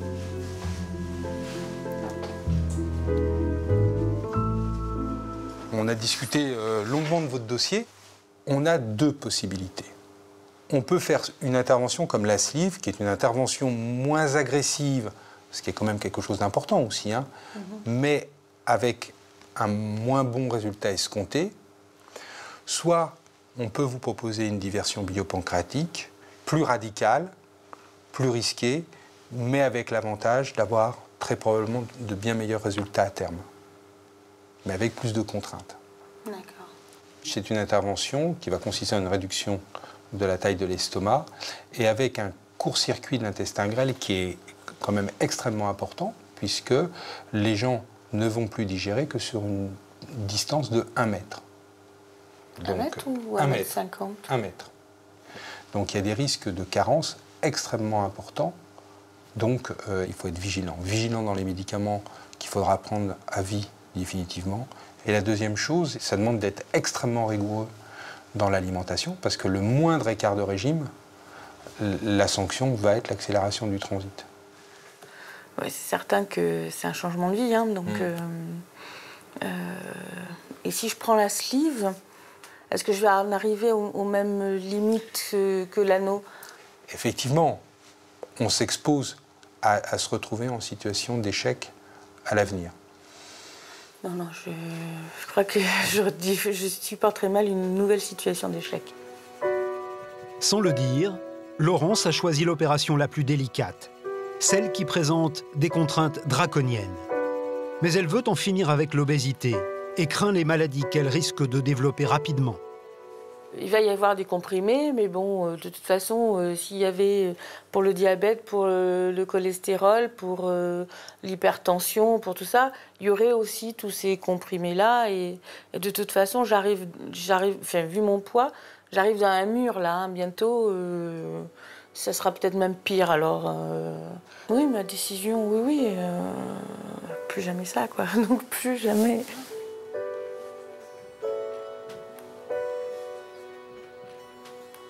C'est parti.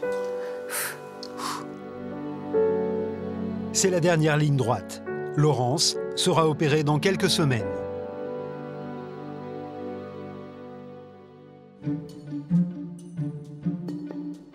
Si Laurence est presque en fin de parcours, au CHU d'Angers, les nouveaux malades arrivent sans cesse au service d'endocrinologie.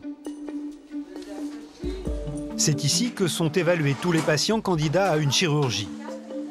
Catherine, l'infirmière du service, accueille ce matin Suzy, une Vendéenne de 62 ans. Donc c'est la première fois que vous venez me voir? C'est la première fois que je viens à Angers. Ouais, d'accord. Vous allez vous asseoir là? J'arrive, madame. Normalement, on n'opère plus les obèses après 60 ans. Mais Suzy espère une dérogation. Mon problème, il est visible. C'est mon poids, depuis des années. Voilà. J'ai maigri, j'ai grossi. Ça a tout le temps été l'accordéon, quoi. J'arrive au bout, là. Il faut vraiment... Je suis venue chercher une aide. Oui, j'en avais vraiment besoin. Et votre prise de poids, vous l'avez prise progressivement? Progressivement. Il n'y a pas eu d'événement dans votre histoire familiale qui fait que... Dans une vie, il y a toujours des événements. Tout à fait. On a des crises de boulimie, tout ça. Mais j'ai toujours été gourmande, assez épicurienne. Il me fallait des quantités toujours plus fortes, plus fortes, plus fortes. Donc vous avez conscience, Madame Ocadlic, qu'avec le type de chirurgie que vous allez faire, on va diminuer la capacité de l'estomac. Tout à fait, je suis au courant. J'ai vu les différentes possibilités. J'ai réfléchi pendant 1 an et demi avant de donner ma réponse. Et là, je suis complètement décidée. Oui. Vous gardez le slip soutien-gorge, vous pouvez garder vos chaussettes. Vous enlevez vos bijoux, s'il vous plaît. Voilà, attendez, je vais prendre votre tour de tête.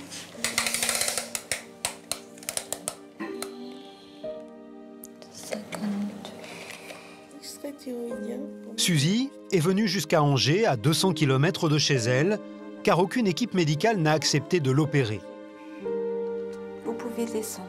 Son âge et son état de santé rendent l'opération périlleuse. Mais Suzy a besoin d'aide. Elle sent qu'il y a urgence. Oh là là, la masse graisseuse, oui. Je ne pensais pas qu'il y avait autant de masse graisseuse comme ça. Regardez, tout ce qui est en jaune, c'est de la masse graisseuse, tout ça. Regardez tout ce que j'ai là. Vous êtes inquiète pour votre santé, en fait? Oui, je m'inquiète pour ma santé, encore plus. Surtout quand on commence à prendre de l'âge, je crois. On est moins fort quand même. On est moins fort, on se dit qu'il faut faire quelque chose, sinon, peut-être dans 3-4 ans, tu ne seras plus là. En Vendée, Suzy habite à Saint-Gilles-Croix-de-Vie, une petite station balnéaire. Elle vit seule dans un faubourg de la ville. Dans ce petit immeuble où elle s'efforce de conserver son autonomie. Elle habite au 1er étage, il n'y a pas d'ascenseur. Hop là. En vue de l'opération, elle s'astreint à une discipline culinaire. Pas simple, car la cuisine conviviale est une tradition dans sa famille. Tout le monde à la maison faisait de la cuisine. Mon père est d'origine tchèque, il nous faisait de la goulash. Ma mère d'origine juive, elle nous faisait des aubergines, des blanquettes de veau. Tout ça, c'est pas très diététique. Hein. Puis ils mettaient beaucoup de beurre, le beurre était sur la table. J'ai été élevée là-dedans. Puis il y avait toujours des grandes tables à la maison, toujours des invités, toujours des gens, même de passage. Autour d'une table, tout est convivial. On parle, on refait le monde. Ah, ça va ? Et justement, Suzy a invité son amie Sylvie à déjeuner. Ben, je vais préparer un bon repas, regarde. Oh ben ça ira. Voilà. Ben, écoute, serre-toi, il y a des petits boucaux. Ouais. Tu sais, les petites crevettes de pays, là. Attends, on va faire comme ça. Hein. Vas-y, des petits boucaux, ça se mange tout seul, ça. Qu'est-ce que c'est bon. Un repas à base de produits frais qu'elle a voulu diététique. Surtout les doigts, parce que ça... Mais en ce qui concerne les quantités, elle n'a pas les mêmes repères que son amie. Alors, il y a du poisson et puis il y a des haricots verts avec du riz. Moi, par contre, par rapport à Suzy, j'ai un petit estomac. J'ai pas un gros estomac. Donc, elle me dit la suite, là, j'aurais fini de manger, moi. Je veux pas t'en mettre plus que tu... Ça va. Voilà.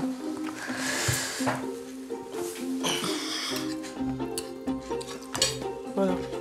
T'en prends du poisson, il est bon. J'ai plus faim. Ah ben non, tu prends quelques fraises. Oh non, Sylvie.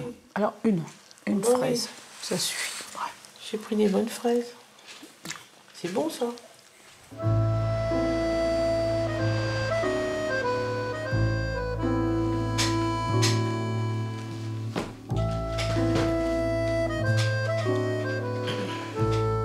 Suzy n'a pourtant pas toujours été obèse.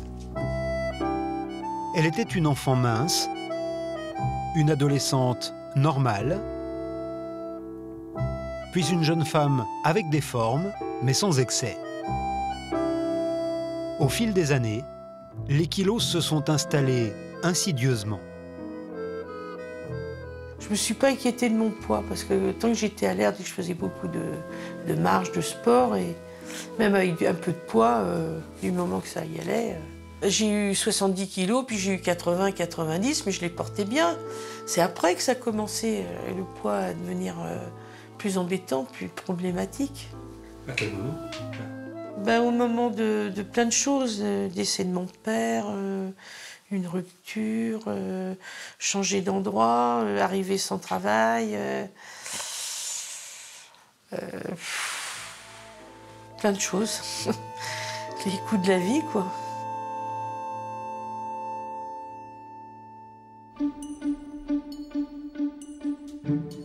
À la clinique de l'Anjou, c'est une visite particulière qui amène Fernande et Émilie. Donc là, c'est tout le matos pour l'association. Donc c'est assez chargé. Alors ça, c'est pour Corinne. Je sais qu'elle aime beaucoup les œufs qui sont de chez moi, donc je lui amène une boîte. Waouh! Corinne, c'est l'une des secrétaires du pôle de l'obésité. C'est pour les remercier parce que on peut toujours compter sur eux. Quand on demande un service, ils sont là. Et puis c'est pour montrer qu'on apprécie aussi. C'est de bon cœur. T'es sûre que tu veux pas que je prenne ton sac, Fernande? T'es sûre qu'on prend pas l'ascenseur? Non, non, laisse mon sac. Laisse mon sac, t'as des œufs. Lâche. Arrête, ça va pas être bien. Bon, bah, pas de bagarre. C'est la pause de la mi-journée. Pour l'instant, pas de patient. Salut ma Fernande.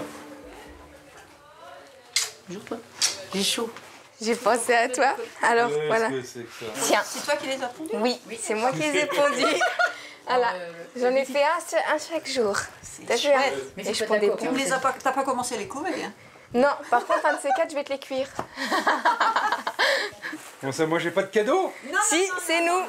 Et c'est des œufs de mes poules. Parce que t'as des poules. Oui. J'ai le droit de me peser, t'en vas au chocolat. Sinon, on ne mange pas. Et après, vous pourrez vous peser. Ah bah d'accord. Mais il en a pas besoin, hein, il est grassouillé. Hein. Gras comme un... Tiens, je vais te demander quelque chose. Hein, Fernande profite de la disponibilité du docteur Becquarn pour lui demander quelques infos pour son site internet.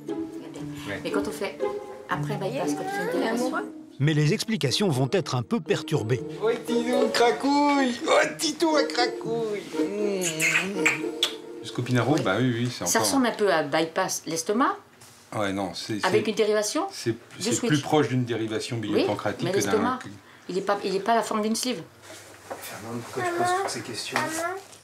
Parce que c'est les gens qui me demandent, moi, les patients me demandent.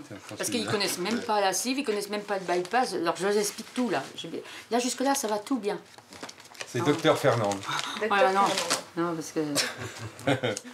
Pour les chirurgiens, c'est l'heure de retourner au bloc.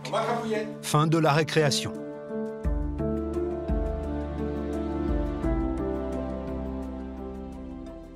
Dans la salle d'attente, une patiente qui vient de loin. Madame Okadlik? Oui, bonjour. Ah, bonjour. Bonjour, madame. Suzy, qui vit en Vendée, est de retour à Angers pour continuer son parcours de soins. Allez-y, rentrez, installez-vous. Oui, merci. Aujourd'hui, elle a rendez-vous avec Julie Muriot, la psychiatre. Bonjour. Bonjour. C'est la première fois qu'on se rencontre? Ah oui. On va revenir un peu sur votre histoire à vous. Votre poids actuel, c'est quoi? 144. 144. Est-ce que ça, c'est le poids maximum que vous ayez fait? Non, 160. 160, c'est le maxi. Oui. C'était quand? Oh, ben, il y a 2 ans. Qu'est-ce qu'ils vous ont dit au niveau de votre alimentation? Vous en êtes où, là? Est-ce que vous grignotez? Oui, j'ai grignoté un peu. Tous les jours? J'ai mangé quelques pistaches, des trucs. Il fallait pas que je mange ça. Mais je l'ai fait. Vous avez revu votre diététicienne depuis? Non, non, je vais lui dire. Mais je veux pas me culpabiliser. Je trouve que c'est idiot. De toute façon, c'est fait, mais la question, c'est de savoir idiot. pourquoi. D'essayer de comprendre pourquoi, pour que ça ne revienne pas par la suite. Mais parce que j'avais besoin d'affectif. Au niveau psychiatrique, est-ce que vous avez des antécédents? Oui, j'ai eu une dépression, comme beaucoup de gens. Oui. Est-ce que vous savez dans quel contexte a eu lieu cette dépression? Est-ce qu'il y a eu une raison particulière? Oui, il y a plein de choses. La perte de mon père. Donc ça a commencé par le décès de votre père, c'est Voilà. ça que je comprends. Et avec vos parents, comment ça se passait? Comment vous entendiez avec eux? Bien. Il y a eu des hauts, des bas. Pourquoi vous dites ça? Parce que tous les deux avaient été dans les camps de concentration. Mes grands-parents, je les ai jamais connus, ils sont décédés dans les camps de concentration. Puis ma mère nous a fait lire aussi des bouquins pour pas qu'on oublie. Ils ne devaient pas parler, eux. Autrefois, il y avait des... Ils ne devaient pas parler de quoi? De rien. Tous les gens qui sont venus des camps ne devaient rien dire. D'accord, par rapport aux camps. Sur des drames comme ça, ou d'horreur, c'était interdit. Est-ce que vous avez l'impression que ça fait partie de votre histoire, ces histoires de camps? Tout à fait. Oui. D'accord. Je vois qu'il s'est passé beaucoup de choses dans votre vie, en effet. Mais vous traînez pas mal de choses quand même, d'histoires des uns et des autres. Vous avez l'impression que l'alimentation, elle peut combler au niveau affectif. Qu'est-ce qui vous manque au niveau affectif?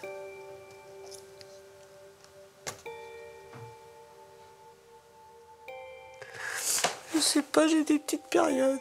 Vous avez des périodes où c'est plus difficile? Oui. Tant que j'étais avec mes parents, il y avait plein de monde à la maison qui débarquait. Il y avait toujours une assiette de plus.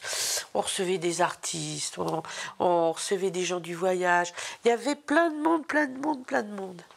Puis du jour au lendemain, il n'y a pas eu tout ce monde-là. Ça va aller? Oui. Venez avec la boîte de mouchoirs la prochaine fois. Hein? Venez avec la boîte de mouchoirs la prochaine fois. Mais non, mais c'est ce que je disais je suis émotive.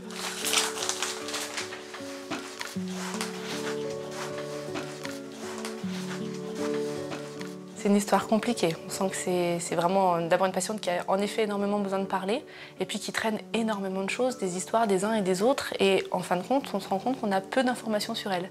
Si son dossier passait dans 15 jours en commission, je ne pourrais pas donner un avis favorable. Il y a trop de problèmes là. On est encore trop dans l'émotif et la répercussion sur l'alimentation. Il faut que cette patiente-là, elle ait travaillé des choses avant. Mais elle peut très bien être opérée à la fin. Suzy doit cependant se dépêcher de régler cette lourde histoire personnelle.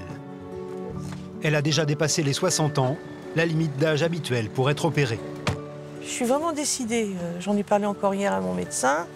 Elle m'a dit, vous avez mis du temps, mais on voit que vous êtes décidée, et c'est vrai. Pour moi, c'est une bonne journée. En plus, le soleil, il est là. C'est formidable. Pendant que Suzy poursuit ses démarches, Laurence touche enfin au but. Après des mois d'attente, elle arrive à la clinique de l'Anjou pour l'opération.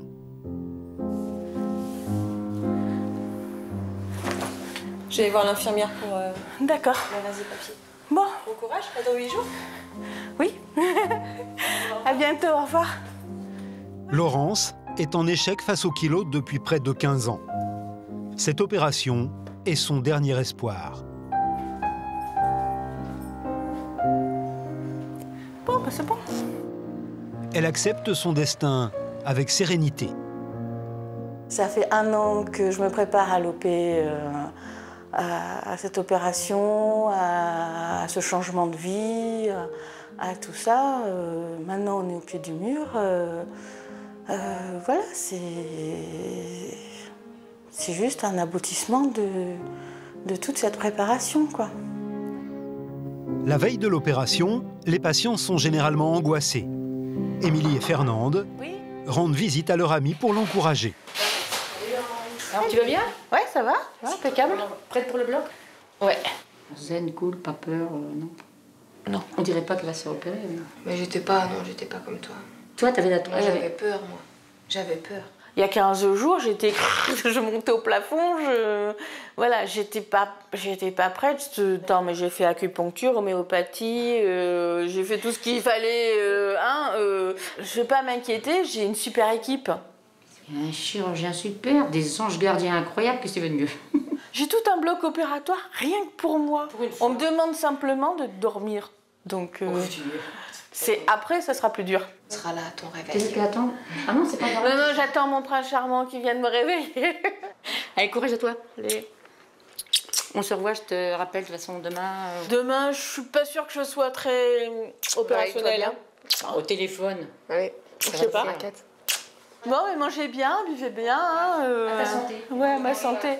Ciao. Bisous, à bientôt.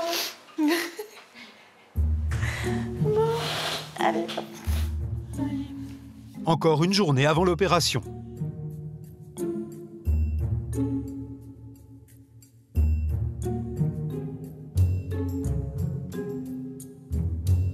Le lendemain, Laurence est prête pour le bloc opératoire. Alors dites-moi, vous n'avez pas d'appareil dentaire ou auditif ou oculaire sur vous? Non. Ni bijoux ni vêtements personnels? Non. Ouais, bien. Bon, on va pouvoir y aller.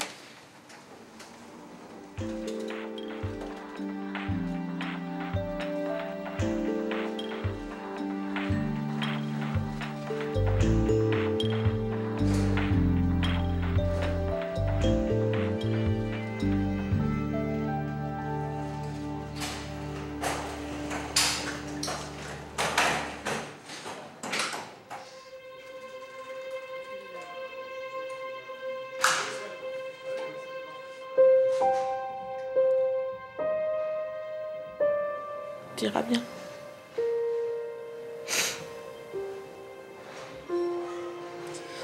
Je fais le deuil de ma vie d'avant. Je pense qu'il y a peut-être... c'est peut-être nécessaire d'avoir ce moment-là, quoi.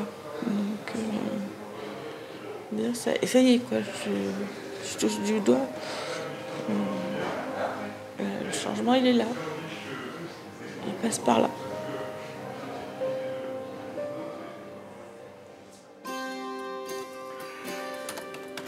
Dans un bureau voisin, le praticien qui va l'opérer. Philippe Topard est l'un des 3 seuls chirurgiens en France à pratiquer la dérivation bilio-pancréatique, l'opération la plus radicale contre l'obésité. C'est une nouvelle chance pour elle. Bah, c'est une dernière chance, je dirais, parce que là, de toute façon, on ne peut pas mieux faire dans le domaine du traitement de l'obésité. Alors, on souhaite qu'elle perde beaucoup de poids. Elle devrait. Voilà. C'est la plus complexe des chirurgies d'obésité à l'heure actuelle. Hein, bon, c'est vrai que c'est aussi la plus efficace. Ici, on est un peu contraint de réaliser ce type de chirurgie pour obtenir désormais un effet valable sur la perte de poids. On y va, c'est parti. Je te dirai pour le démarrage de la vidéo. On va mettre le rétracteur hépatique. Vous pouvez faire en vision vers le bas, Carole.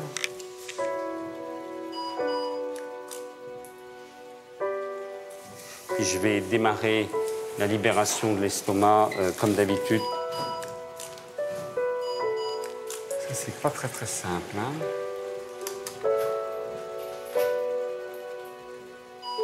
On a désolidarisé l'estomac du reste du tube digestif. Et puis, en principe, on enlève la vésicule biliaire.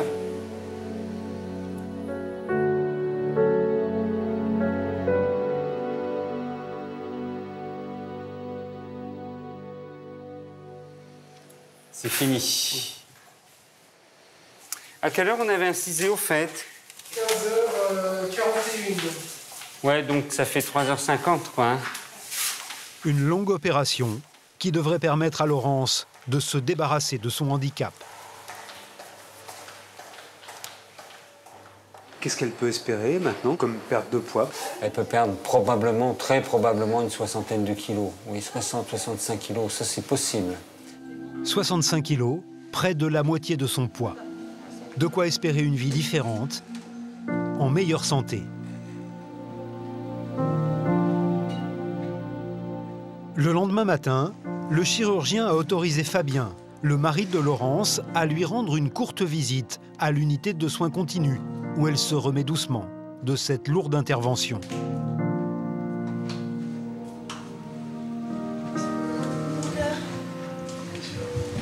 Ça va, toi? Hier? Tu vois, en pleine forme. C'est vrai que je m'attendais pas du tout à te voir comme ça. Donc ça y est, c'est parti. Une nouvelle vie qui commence, là, maintenant. Maintenant, j'ai plus qu'à mettre tout en place comme il faut. Et tout. Et l'été prochain, je fais les soldes. Pour une renaissance, le bébé, il est beau. C'est le rêve qui commence, là, maintenant. J'ai une espérance de vie qui va être beaucoup plus longue que ce que je n'avais avant. Ouais, je vais pouvoir voir mes enfants grandir, faire plein de choses, voilà, repartir en... Voilà, des petits moments de bonheur qui vont s'accumuler et qui font que je vais... Je sais pas, moi je vais me rattacher à ça pour les moments où ça sera un peu plus dur. Voilà.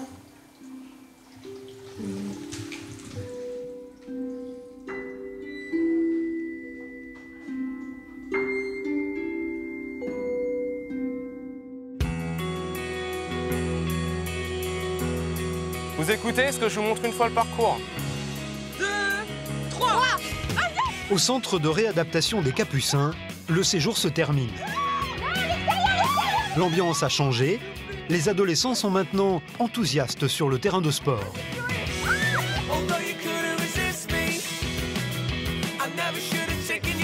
Ils ne reculent plus devant la difficulté et ne refusent plus de découvrir des saveurs inconnues.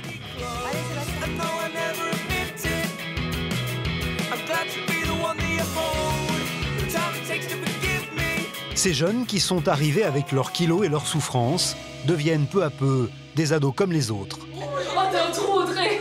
C'est pas grave, regarde. Attends, il faut que j'écoute avant, s'il n'y a pas de bruit.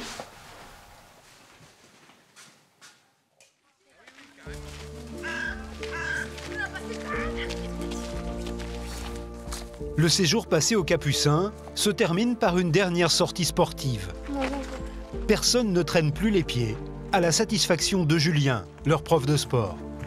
La première sortie, où il y avait des réflexions sur ah bon, on va marcher 3 km, vous allez pas nous faire ça quand même. Et puis là, voilà, la sortie, c'est 4 km.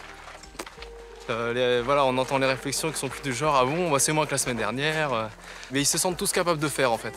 En plus, il y a des petits agrès et bah, ça fait une petite émulation, quoi. On sent que voilà, ils prennent plaisir dans l'activité.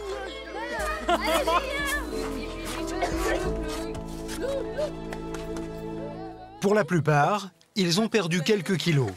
Mais les changements essentiels sont intervenus dans leur tête et dans leur comportement.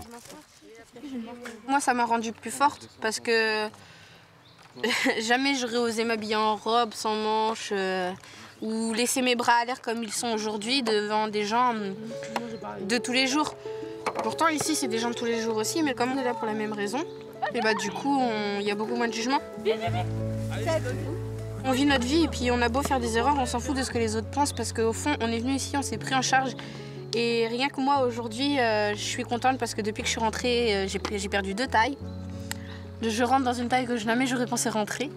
Et du coup, ça fait plaisir de se dire que, en fait, on peut tous maigrir. On peut tous y arriver. Il faut juste assumer qu'on est comme ça et se foutre du regard des autres. Il a déjà pris. C'est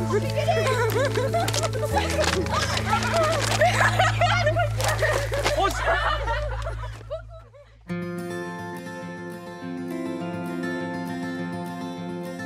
Avant la sortie, Chloé se rend à son dernier entretien avec le docteur Beauménil.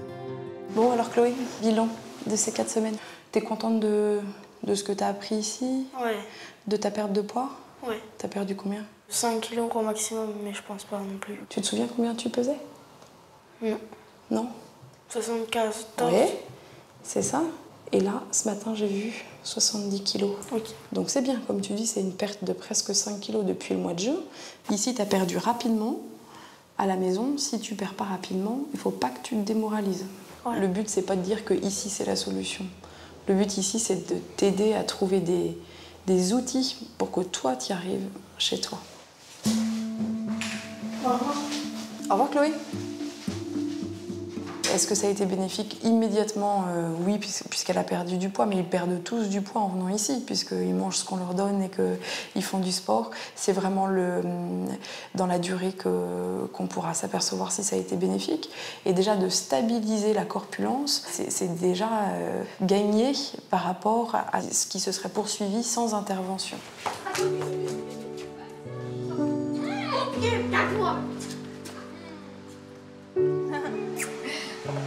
Merci pour tout, Julien. Ouais, puis continue bien. Hein. Ouais, y a pas de souci. Pour ces adolescents, s'engage maintenant un combat à vie contre les kilos. Mais ils ont désormais quelques clés pour s'en sortir.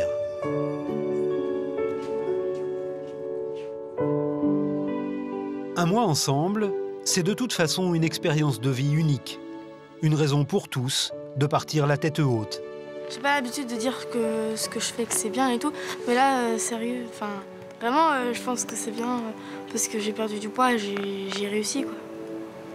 T'es fière de toi, là? Un petit peu.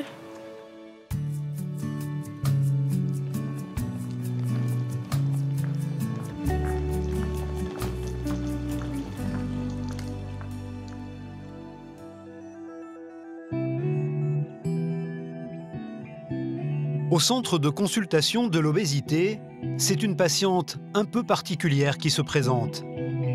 Émilie n'est pas seulement responsable d'association. C'est également une ancienne obèse opérée qui doit être suivie pour le reste de sa vie. Salut, toi. Bon. Elle a rendez-vous avec le docteur Beckwarn. Très bien. Écoute, tu connais le chemin. Ce rendez-vous annuel, c'est l'occasion de détecter un éventuel relâchement dans le comportement du patient. Bon, on va refaire un petit peu le point. Hein? J'ai perdu 2 kilos. Oui, non. Mais de muscles. 2 kilos de muscles? Ouais. Et je suis super déçue parce que j'ai arrêté le sport pendant 2 mois. Ben oui, tu sais que ça pardonne pas. Hein. Oui, je sais bien, je le ressens. La perte musculaire, ça va très très vite. Hein. J'étais très déçue. Ben. Mais vraiment, ça m'avait mis un coup. Vu que je courais et tout. Sinon, j'ai pas eu mes résultats de bilan sanguin. Mais je prends pas très bien mes vitamines. Je les oublie pas mal. Je peux être cool, mais... oui, je sais. Je suis pas cool quand... Hein? Il y a quand même beaucoup de polyvitamines là que tu prends. Hein? Oui, oui, Vitamine D, le A313, le fer. T'as vraiment des grosses carences, quoi. Hein? C'est le problème, il faut que j'ai de la rigueur à long terme. Ça, c'est vraiment important, Émilie. Hein? Il faut vraiment que tu sois sensibilisée à ça. J'en suis parfaitement consciente. On sait bien que tout ça est compliqué. De toute manière, c'est ce que je disais, hein, ça reste un combat à vie. Hein. C'est pas 5-10 ans, c'est tout le temps. Tout le temps. Donc, ton IMC, il est bien. Hein. À 5 ans d'un bypass gastrique, être dans un IMC la grossesse. normal. La grossesse. Donc, de ce point de vue-là, c'est bien. Je peux pas que t'engueuler quand même. Ok, très bien, ma belle. Est-ce qu'on peut dire que ça a été une réussite? Je pense. On peut demander à mon médecin. Moi, je suis pas d'accord. C'est elle de dire si c'est une réussite. Je veux dire, elle est heureuse, elle a une petite fille. Enfin, je veux dire, c'est sa réussite à elle. C'est pas la réussite du corps médical. C'est pas à nous de définir la réussite. Nous, on la surveille, la réussite. Mais c'est elle de nous dire si elle est heureuse ou pas. Je sais pas où je suis passée et je veux pas y retourner. Mais je pense que, voilà, on est obèse, on le reste à vie, d'une certaine manière. Je veux dire, les pulsions alimentaires, ça revient vite. Hein, si on fait pas, c'est pour ça qu'on dit le travail psy, c'est important. Donc voilà. Mais pour l'instant, ça va. Ça se passe bien.